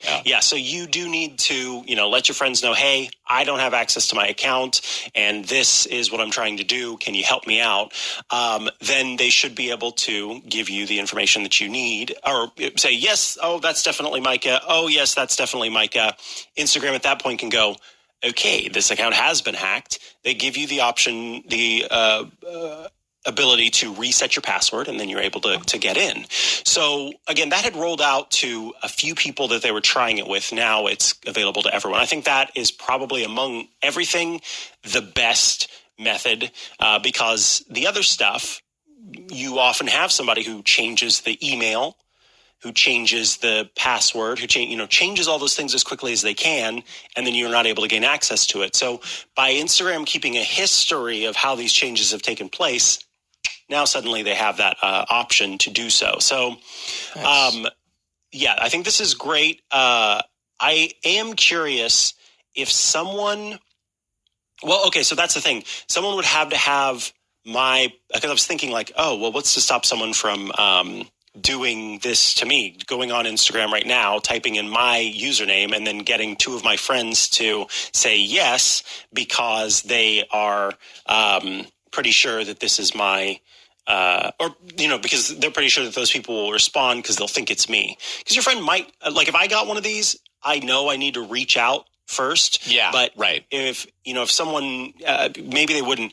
The way that that's protected further is you have to have a password that was used to access the account. So it's not as simple as just typing in someone's name, and even just annoying people with this. It requires you having one of their passwords to do so. So on top of this, there's also some more kind of automatic filtering that's taking place. Basically, they are... already going to remove accounts using, they've kind of upgraded their automated systems. If they find an account to be malicious or it's impersonating others, then it's likely that the account will be removed, because that, of course, goes against their community guidelines. But also, because bad actors don't immediately use those accounts maliciously, specifically to avoid this filtering, they are also going to send you warnings or provide warnings. So, for example, if an account follows you and you're not, the filters are going, okay, this might be a fake thing. It says, Alex anyways 1 has a similar, so this is great. Let's say, Jason, your name was Howler357, okay? And thank you. And someone who's trying to pretend to be you creates an account, Howler358, and they try to follow me. I will get a notification whenever I get that following, and it says, hey, this person has a similar username, profile picture, or bio to one of your followers. Try to make sure the people that follow you are who they say they are before confirming. It will then show you the person who actually is your follower. And then below that, it will show you the new request of the fake person or the potential fake person. So then you can say, no. That's smart. Yeah, isn't that great? Then you can say, no, that's not going to work for me because they're not real. And then also in the coming months, it hasn't happened yet, they will also be sending warnings if an account that may be impersonating a business sends you a direct message. So you get a direct message from somebody or from some account that is claiming to be, I don't know, Target _outreach_global or something. They can say, this is probably not real. And so you may not want to respond to it. And also please mark it for spam if it is fake. And then last but not least is, so for the longest time, Instagram has had verified accounts for particularly, Instagram has done it in a way that Twitter kind of used to do it, where particularly for people who have had multiple people impersonating them, or if they're a notable media personality or what have you, all these different reasons why someone might need to verify that they are who they say they are, then they would get a little check mark next to their name after they went through the verification process. This now is going to just show up in more places. So it used to be that it was it tended to be like on their profile page itself, you would see that verified badge, but not in too many other places. They're just increasing where it's going to show up. So now you can see verified badges in stories and DMs, and eventually you'll also be able to see them in your main Instagram feed. So again, accounts that are verified to be true and real, check mark, that gets that is going to increase. But I think the bigger thing here, and the thing that I'm excited about as a person who answers these questions so often, is Instagram.com/hacked. So more people will be able to regain access to their Instagram accounts through means that I'm glad are available, because if you're trying to get help from the sort of call or try to get to support, that's probably not going to happen. So it's good that this is going to be available this way. Isn't it nice when a company like this has like a trust and safety council? That is a good thing to have. Thinks about things to protect their users. Yeah. I know it's I don't know. That's a lot to ask, honestly. It's just this day and age, apparently it is. No, that's good. I like those changes. That sounds really helpful and long overdue. So, absolutely, right on. All right. Well, my story of the week has to do with the Internet of Things, smart home devices getting smarter. Just this morning, Google announced it has officially completed its beginning rollout of Matter, of the Matter protocol. It's doing this to a large swath of its Nest devices, as well as just completing today, rather, the updates to the Android operating system. And we'll talk about more of that in a second. But what is Matter? Because I feel like Matter as a topic has been kind of cycling through our shows for the past couple of years. And even when this news happened, I feel like I still had to read up on and kind of like re-educate myself on Matter, even though really it's really dead simple. Like the purpose here is to create a smart home protocol that everybody can get on board with. And actually, this has been a collaborative process. Google, Apple, Samsung, Amazon, and others have all kind of banded together to make this Matter protocol something that they can all agree to, that they can all work towards with their devices, so that things aren't complicated. Because as we know, the smart home can be very complicated. It's gotten easier. It used to be incredibly complicated. It's gotten easier, but when you've got one unifying kind of protocol like Matter in place and everybody agreeing to that, that just means that things are going to get better and easier and more interoperable, that sort of stuff. So it creates a simplicity in a place where things have been just really complicated. They use Wi-Fi and Thread wireless protocols in order to communicate. So they're kind of all using that same wireless protocol. And for now, Matter is isolated. I didn't realize that they were isolating it. So it makes me wonder what some of the other categories will be beyond. But smart sensors, smart lighting, smart plugs and switches, smart thermostats, smart locks, media devices. Do you have any sense of like what comes beyond this first rollout? Yeah, that's the reason why they are not rolling it out to other different systems are set up. So a lot of sense boot a Pixel. That's certainly a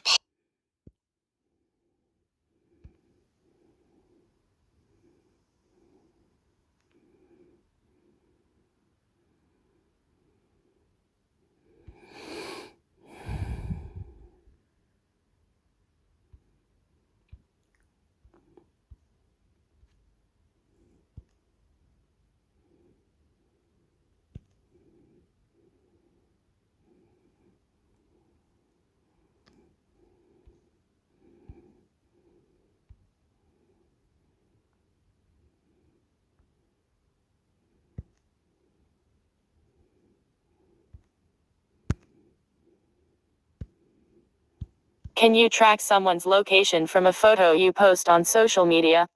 Fetchy guy. Can someone track your location using codes hidden inside the photos you upload online? Is there any truth to this or more scare tactics nonsense? The photo problem: when we snap photos with our phones and cameras, bits of info are automatically added to the image, which is known as metadata. Most of these bits of info are immaterial to most people. These include info about which camera was used to snap the image and the ISO setting and more stuff that photo editors may need. However, what is also being added are the GPS coordinates so that you are able to trace back where the photo was taken, which is kinda neat. So now you have your photo, complete with the GPS coordinates, and the concern is that if you upload it to social media, you are unintentionally revealing your exact location. The danger is obvious. All a scammer needs to do is grab a couple of your images and use a technique called social engineering to try tricking you into revealing your sensitive info. We would all hang up on a scammer who says, "Hey, I am from your bank." Yeah, right. Bye. But what if the caller has details that technically only your bank would know about? What is the call says something like, "We noticed that there is fraud on your credit card, and it probably happened when you ate underbar restaurant, and when you were at a underbar store." Since you didn't share the name of these places, this lands a lot of credibility and authority, and if they happen to catch you when you are not focused, they would say something banky like, "In order for us to proceed, please confirm your address and the last 4 digits of your social security number." Obviously, an even worse situation is if you have a stalker who is getting your GPS location from the images you share, so they work out your routines. So this sounds serious, but I still call bull ***** to while it is 100% true that metadata can contain a lot of personal info including your location. What they are leaving out is that Twitter, Instagram, Facebook, and others actually remove all of that info from your images before the image is posted publicly. So by the time the scammers see your photo, there are no GPS coordinates. Should just upload without any worries. No, remember, when you upload your original image to these social media platforms, it contains all this metadata including your location before they remove it. You have to ask yourself, what does Twitter or Facebook do with this info? Do they destroy it or keep it while removing it from the image? Are you comfortable with them having that info? It goes without saying that if you give away your location by checking in or snapping a pic of the restaurant name, that's a different story. But should you be worried about the scammers grabbing your metadata? Not really.